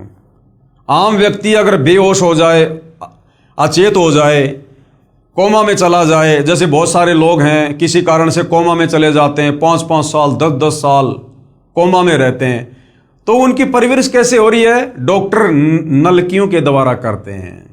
इसी प्रकार आध्यात्मिक शक्ति होती है, उसमें आध्यात्मिक तरीके से उनकी परवरिश होती है। तो जब तक ये जवान नहीं हो जाते हैं तब तक काल के आदेश से दुर्गा इनको अचेत रखती है। श्री ब्रह्मा जी को कमल के फूल पर, विष्णु जी को शेषनाग की सैया पर और शंकर जी को कैलाश पर्वत पर। और बेहोश रूप में, अचेत रूप में दुर्गा इनकी परवरिश करती रहती है। यानी इनमें जो भी सॉफ्टवेयर डाउनलोड करना होता है वो इनकी अचेत अवस्था में डाउनलोड करते रहते हैं।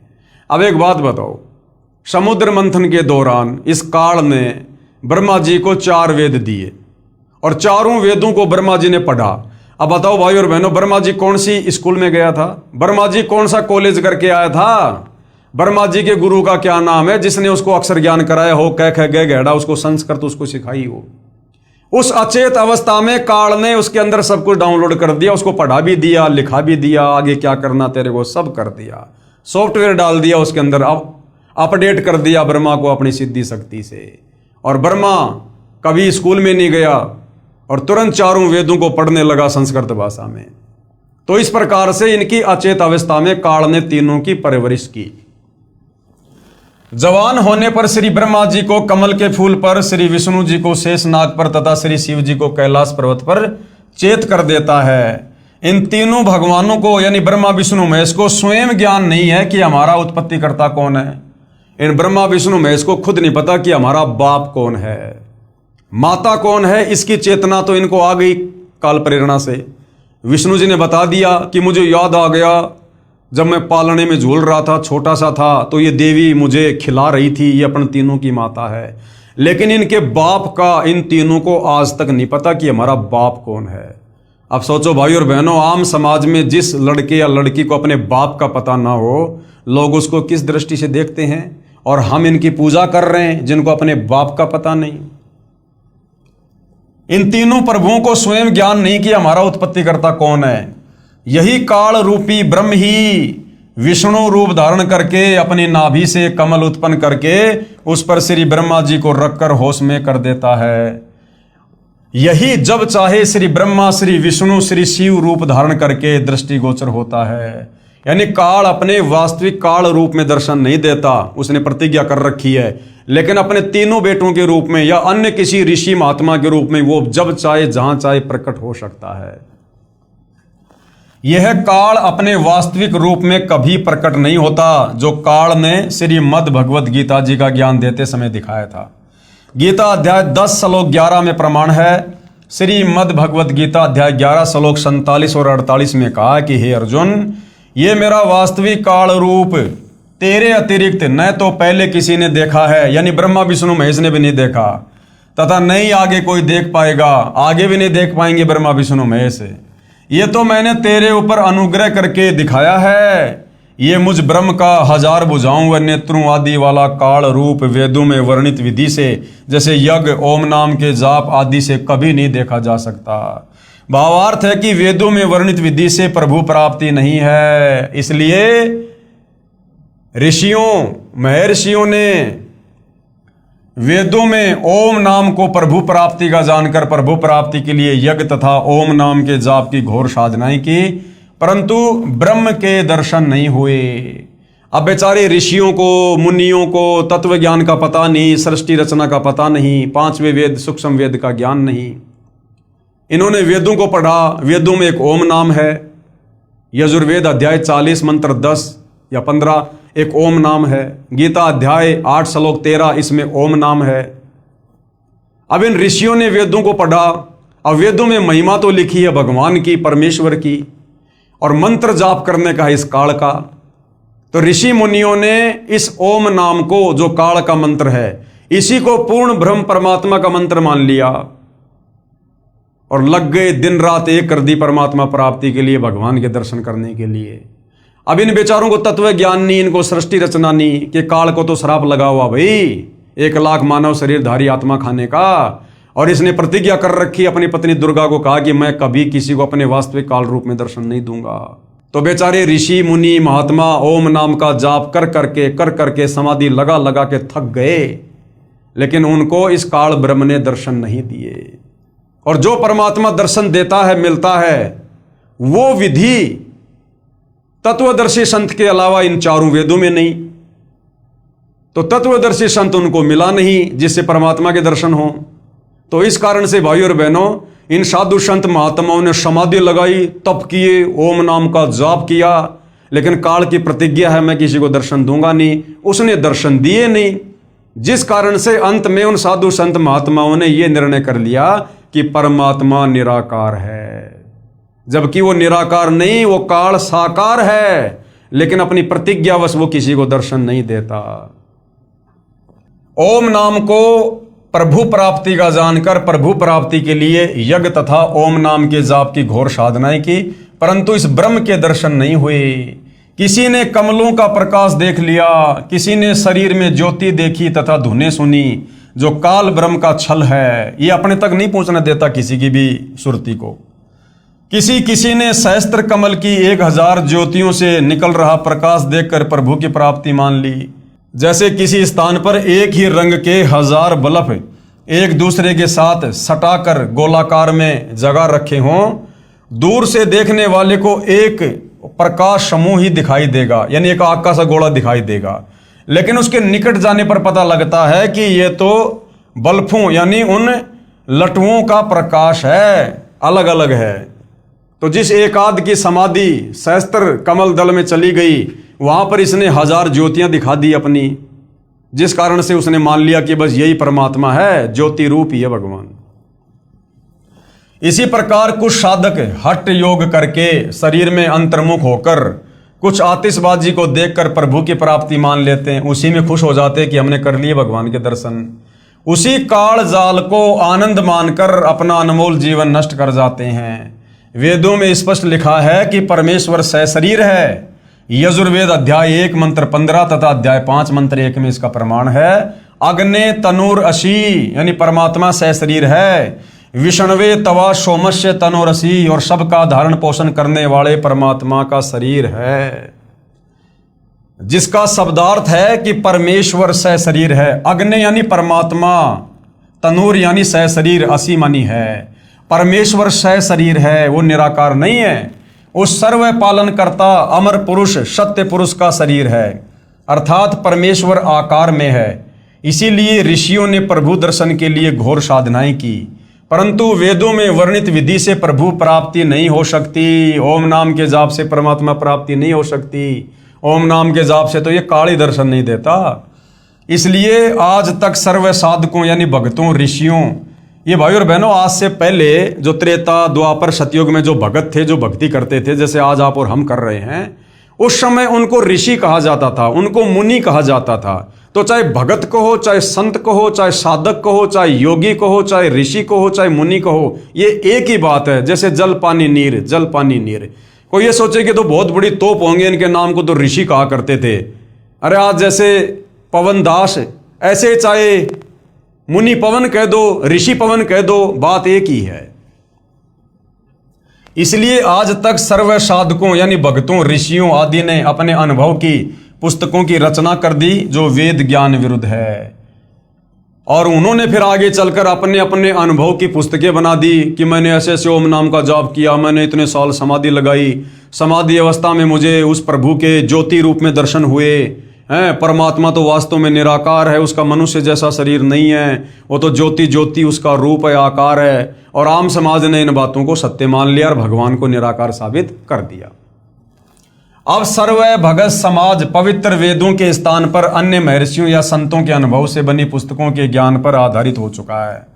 अब वेद कौन पढ़े भाई? वेद तो इतनी मोटी मोटी पुस्तकें, ऊपर से वो संस्कृत में, कौन पढ़े? आम व्यक्ति को पढ़ने का अधिकार भी नहीं था। फिर क्या करते ये साधु संत महात्मा? अपने अनुभव की छोटी छोटी पुस्तकें निकाल देते कि हमने वेदों को पढ़कर निष्कर्ष निकालकर, वेदों का निचोड़ निकालकर ये पुस्तक बनाई है। तो आम आदमी बेचारा उस पुस्तक को वेद ज्ञान युक्त पुस्तक मानकर, जो वास्तव में उस ऋषि का अपना भक्ति अनुभव था, जो वेदों के विरुद्ध था, हमने उसी को सत्य मानकर उसी के अनुसार फिर हमने साधना करनी शुरू कर दी। ऐसे फिर ये शास्त्र विरुद्ध साधना पूरे समाज में फैल गई सदियों से। पवित्र वेदों तथा श्रीमद् भगवद गीता जी का ज्ञानदाता ब्रह्म कह रहा है कि तीनों गुण, रजगुण ब्रह्मा, सतगुण विष्णु, तमगुण शंकर जी, इनकी इष्ट रूप में पूजा के योग्य नहीं है। गीता अध्याय 7 श्लोक 12 से 15, ये गीता ज्ञान देने वाला काल ब्रह्म खुद कह रहा है कि ब्रह्मा विष्णु महेश यानी रजगुण सतगुण तमगुण, ये तीनों देवता पूजा के योग्य नहीं है। ब्रह्मा विष्णु महेश की पूजा का विधान नहीं है, क्योंकि ये भी नाशवान है, अर्थात जन्म मरण में है, तथा कर्म का फल ज्यों का त्यों ही देते हैं। पाप यानी पाप नाश नहीं कर सकते। कौन? ब्रह्मा विष्णु महेश। इनके पुजारी भक्तों को प्रारब्ध में लिखे कष्ट को भोगना ही पड़ता है। इन तीनों भगवानों की साधना से क्षणिक सांसारिक सुख तो प्राप्त हो जाता है, परंतु पूर्ण मोक्ष नहीं होता, अर्थात जन्म मरण से छुटकारा नहीं है। इन तीनों प्रभुओं श्री ब्रह्मा जी, श्री विष्णु जी, श्री शिव जी से मिलने वाले क्षणिक लाभ पर जिनकी आस्था बनी है, वे राक्षस स्वभाव को धारण किए हुए मनुष्यों में नीच दुष्कर्म करने वाले मूर्ख मुझ काल ब्रह्म को भी नहीं भजते। इसका प्रमाण है श्रीमद् भगवद गीता अध्याय 7 श्लोक 12 से 15। क्योंकि ब्रह्म साधक अधिक समय तक ब्रह्मलोक में बने महास्वर्ग में अपने नाम व पुण्यों की कमाई के आधार पर रहता है। यानी ब्रह्मा विष्णु महेश की साधना के बजाय यदि कोई काल की ओम नाम की साधना करता है, तो ब्रह्मा विष्णु महेश की भक्ति करके जितने दिन आप स्वर्ग में रह सकते हो, उससे कई गुना ज्यादा आप स्वर्ग से ऊपर ओम नाम की कमाई करके, ब्रह्म का जाप करके आप महास्वर्ग में रह सकते हो। लेकिन वापस महास्वर्ग वाले प्राणी को भी आना पड़ेगा जन्म और मरण में। इसलिए काल कह रहा है कि तीनों भगवानों से कुछ ज्यादा राहत मैं दे सकता हूं, परंतु यह ब्रह्मलोक तथा काल ब्रह्म भी नाशवान है। यह काल भी नाशवान है और इसका ब्रह्मलोक भी नाशवान है। गीता अध्याय 8 श्लोक 16 में कहा कि ब्रह्मलोक तक सर्वलोक नाशवान है, तथा गीता अध्याय 2 श्लोक 12 तथा अध्याय 4 श्लोक 5 में स्वयं गीता ज्ञानदाता ब्रह्म कह रहा है कि मेरी भी जन्म और मृत्यु होती है अर्जुन, मेरी भी जन्म और मृत्यु होती है, अर्थात मैं भी नाशवान हूं। इसलिए पवित्र गीता अध्याय 7 श्लोक 18 में कहा कि जो चौथे प्रकार के मेरे ब्रह्म के साधक जो ज्ञानी है, जो वेदों के ज्ञान के आधार पर जान लेते हैं कि केवल एक पूर्ण परमात्मा ही इष्ट रूप में पूज्य है, वही पाप नाशक है, पूर्ण मोक्षदायक है तथा मानव शरीर प्रभु प्राप्ति के लिए मिला है, उन्होंने वेदों का स्वयं ही निष्कर्ष निकाल ले लिया कि ओम नाम यही एक मंत्र है जो प्रभु प्राप्ति का है। इसी ओम मंत्र के जाप से हजारों वर्ष साधना करके अपने शरीर को भी न्यौछावर कर दिया, परंतु प्रभु दर्शन नहीं हुए। अन्य उपलब्धियां हो गई, कुछ सिद्धियां प्राप्त हो गई तथा स्वर्ग महास्वर्ग आदि में उच्च पद प्राप्त हो गए। फिर भजन कमाई तथा पुण्यों की कमाई समाप्त होने पर पुनः जन्म मरण तथा 84 लाख प्राणियों के शरीर में घोर कष्ट तथा नरक में पाप कर्म का फल भोगना ही पड़ रहा है। पवित्र यजुर्वेद अध्याय 40 मंत्र 10 तथा पवित्र गीता अध्याय 4 श्लोक 34 में उपरोक्त दोनों शास्त्रों का ज्ञान दाता ब्रह्म कह रहा है कि उस पूर्ण परमात्मा के विषय में मैं काल रूपी ब्रह्म नहीं जानता, उस परमेश्वर के विषय में कि जहां जाने के बाद साधक लौटकर संसार में नहीं आता, जन्म मरण नहीं होता, उस परमेश्वर के विषय में पूर्ण जानकारी अर्थात तत्व ज्ञान तथा उस परमेश्वर की प्राप्ति की विधि अर्थात पूर्ण मोक्ष मार्ग की जानकारी के लिए तत्वदर्शी संतों की खोज कर 21 ब्रह्मांड के स्वामी काल ने अपना निष्कर्ष दे दिया पूरा गीता ज्ञान देकर कि भाई मेरी साधना का मंत्र है ओम, और मैं रहता हूं ब्रह्मलोक में, और ओम नाम की कमाई करके साधक मेरे ब्रह्मलोक में आ जाएगा। ब्रह्मलोक में स्वर्ग से ज्यादा आनंद है, मौज मस्ती है, ज्यादा समय रहेगा, लेकिन ब्रह्मलोक पर्यंत सारे लोक पुनरावर्ती में है। ब्रह्मलोक में आया हुआ साधक भी अपना कर्म भोगकर वापस नीचे पृथ्वी पर जाएगा, गधा कुत्ता बनेगा, जन्म मरण का कष्ट सहेगा, कभी नरक में जाएगा। फिर कह रहा है यदि तेरे को पूर्ण मुक्ति चाहिए, पूर्ण मोक्ष चाहिए, परम शांति चाहिए, तो चाहता कि मैं कभी ना जन्मूं, मैं कभी ना मरूं, कभी बूढ़ा ना हूं, कोई काम धंधा ना करना पड़े, सदा मैं अविनाशी रहूं, सारे ठाट बाट हों, जहां पर 84 लाख योनियां ना हो, कोई नरक ना हो, जन्म मरण ना हो, तो उसके लिए कह रहा भैया तू तत्वदर्शी संत की शरण में चला जा। गीता अध्याय 4 श्लोक 34।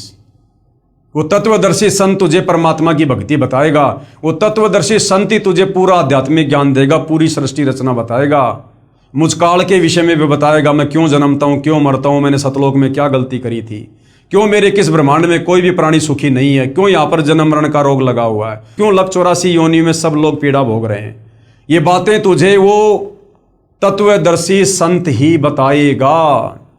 तो गीता ज्ञानदाता काल ब्रह्म ने ऑप्शन छोड़ दिया कि भैया कंप्लीट मोक्ष मार्ग, कंप्लीट भक्ति विधि मुझ काल ब्रह्म को भी नहीं पता है, इसके लिए तो किसी तत्वदर्शी संत की शरण में जा। तो आज भाई और बहनों वह तत्वदर्शी संत सतगुरु रामपाल जी हैं। बहुत बड़ा मौका, जबरदस्त सुअवसर है। फिर जैसे वे साधना बताएं वैसे कर, उसके पश्चात उस परम पद परमेश्वर की खोज करनी चाहिए, अर्थात सतलोक के लिए भक्ति जी जान से करनी चाहिए, जिसमें गए हुए भगत फिर लौटकर संसार में नहीं आते, यानी मेरे वाले संसार में 21 ब्रह्मांड में नहीं आते, जो सतलोक चले जाते हैं, अर्थात पूर्ण मोक्ष प्राप्त करके सदा के लिए जन्म मृत्यु तथा 84 लाख योनियों के कष्ट तथा नरक की पीड़ा के कष्ट से मुक्त हो जाते हैं, तथा पूर्ण शांति प्राप्त करके शाश्वत स्थानम अविनाशी लोक अर्थात सतलोक को प्राप्त हो जाते हैं। इसका प्रमाण गीता जी अध्याय 15 श्लोक 1 से 4 तत्वदर्शी संत की यहाँ पर पूरी तरह से पहचान बताई गई है, तथा गीता अध्याय 18 श्लोक 62 और ऋग्वेद मंडल 1 सूक्त 24 मंत्र 1 और 2 में। तत्वदर्शी संत के न मिलने के कारण सभी ऋषिजन यानी सभी भगत, त्रेता सतयुग और द्वापर वाले सभी ऋषिजन यानी भगत जन वेदों अनुसार साधना करके भी महाकष्ट में ही रह जाते हैं।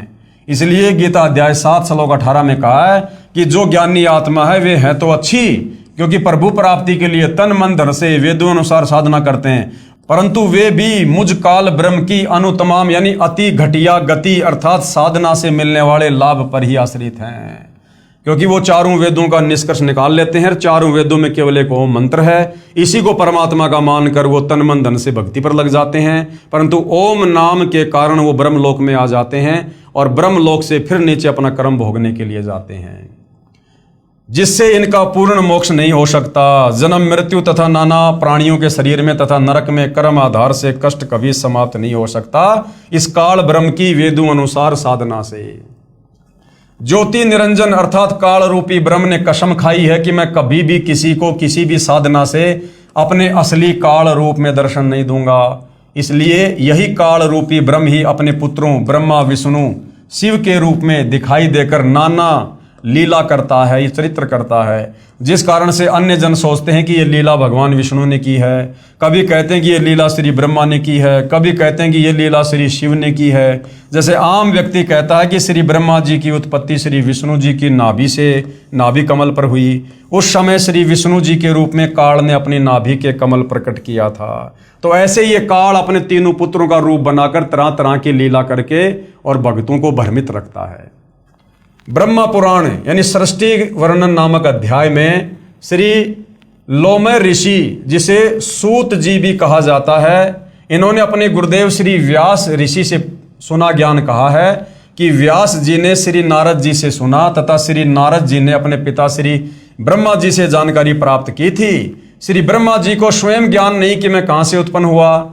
श्री देवी महापुराण 3रा स्कंद, ब्रह्मा खुद कह रहा कि बेटा नारद मुझे पता नहीं मैं कमल के फूल पर कैसे आ गया, कौन मेरा माँ है, कौन मेरा बाप है, मुझे कुछ पता नहीं। ब्रह्मा जी को खुद अपनी उत्पत्ति का नहीं पता, ब्रह्मा भला सृष्टि की उत्पत्ति कैसे करेगा। श्री देवी महापुराण 3रे स्कंद में साफ साफ लिखा हुआ, 6ठा अध्याय 3रा स्कंद। इसका भावार्थ ये नहीं है कि पुराणों का ज्ञान गलत है। जो ज्ञान श्री ब्रह्मा जी ने होश में आने के पश्चात कहा है वह उसी स्तर तक तो सही है, परंतु चेत होने से पूर्व का ज्ञान दंत कथा लोकवेद है, जो पूर्ण परमेश्वर ने प्रथम सतयुग में सतसुकृत नाम से प्रकट होकर तत्वदर्शी संत रूप से तत्व ज्ञान तथा वास्तविक सृष्टि रचना का ज्ञान श्री ब्रह्मा जी तथा श्री मनु जी आदि को दिया था। इन्होंने सुनकर भी अनसुना कर दिया। तत्पश्चात जब श्री ब्रह्मा जी से इसी के वंशज पूछने लगे तो उस सुने सुनाए ज्ञान के आधार से कुछ मिलावट करके पूर्व का ज्ञान कहा है, जिस कारण से कोई पुराण निर्णायक ज्ञान युक्त नहीं है। किसी पुराण के आधार से सिद्ध होता है कि श्री विष्णु जी की उत्पत्ति श्री ब्रह्मा जी से हुई है, किसी पुराण से सिद्ध होता है कि श्री ब्रह्मा जी की उत्पत्ति श्री विष्णु जी से हुई, आदि आदि। इसी कारण सभी ऋषिजन तथा श्री ब्रह्मा विष्णु तथा शिव जी भी संशय में हैं।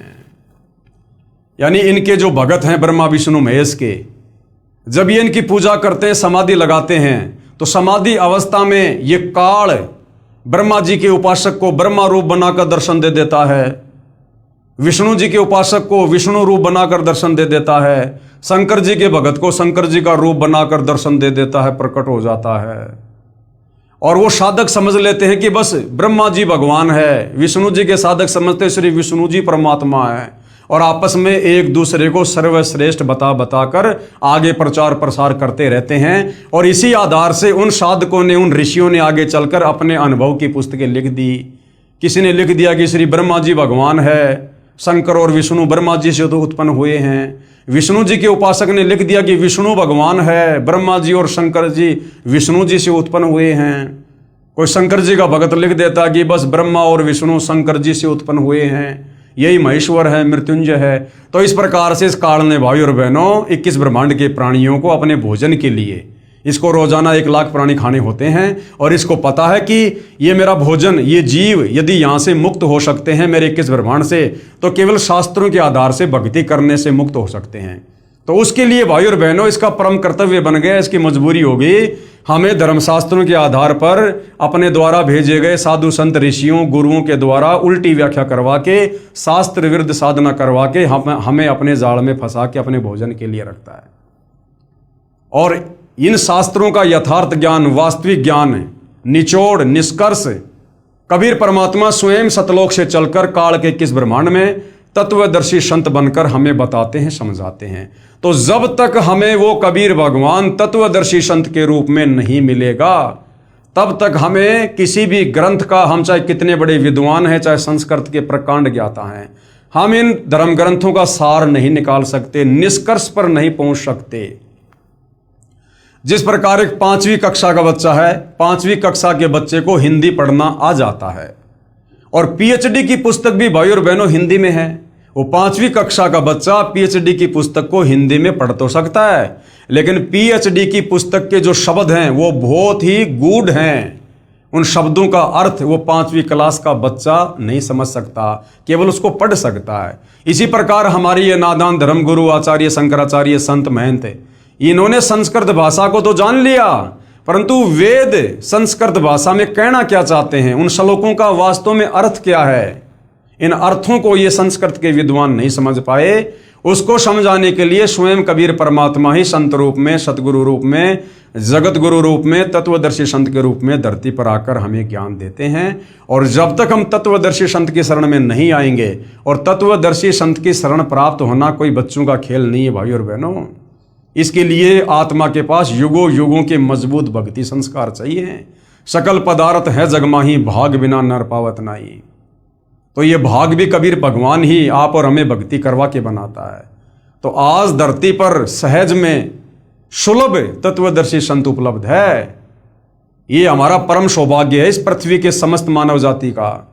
आज यदि हम सतगुरु रामपाल जी के सत्संग सुनकर, ज्ञान को आधार बनाकर अगर उनसे उपदेश लेकर भक्ति कर लेते हैं, आज हमारा सहज में इस काल के 21 ब्रह्मांड से, जन्म मरण से, लख 84 योनियों के कष्ट से, तपस्या की पीड़ा से, नरक की यातनाओं से आज सहज में पीछा छुड़वाया जा सकता है। अगर आज मौका चूक गए, अनंत युगों तक फिर गधे, कुत्ते, सुअर, मक्खी, मच्छर, गंदी नाले का कीड़ा, यहाँ इसी प्रकार से कष्ट भोगने पर हम विवश होंगे। तो भाई और बहनों, ये जो पुराण हैं, इनमें भी जहाँ तक वेदों के अनुसार ज्ञान है, उसका समर्थन सतगुरु रामपाल जी कर रहे हैं और हमें इनका सार निकाल कर समझा रहे हैं। और जो ज्ञान इन पुराणों में वेदों के विरुद्ध है, वो हमारे किसी मतलब का नहीं, वो किसी साधु संत ऋषि महात्मा के अपने अनुभव का ज्ञान है, जो वेदों से मेल नहीं खाता, वो हमारे किसी काम का नहीं है। तो भाई और बहनों, अगले एपिसोड में हम पढ़ेंगे श्री ब्रह्मा जी तथा श्री विष्णु जी का युद्ध। अब बताओ, ये देवी देवता भी आपस में लड़ते हैं, आम आदमी कैसे इनकी भक्ति करके लड़ाई झगड़े से दूर हो सकता है? ये खुद भी लड़ाई झगड़ा करते हैं। तो अगले टॉपिक में हम इसी विषय पर चर्चा करेंगे और अच्छे से अध्यात्म को जानने का प्रयास करेंगे। तब तक पूज्य गुरुदेव भगवान हम सबको आज्ञा दे, आशीर्वाद दे, सद्बुद्धि दे, हमारा मार्गदर्शन करें। बंदी छोड़ सतगुरु रामपाल जी परमेश्वर जी की जय हो।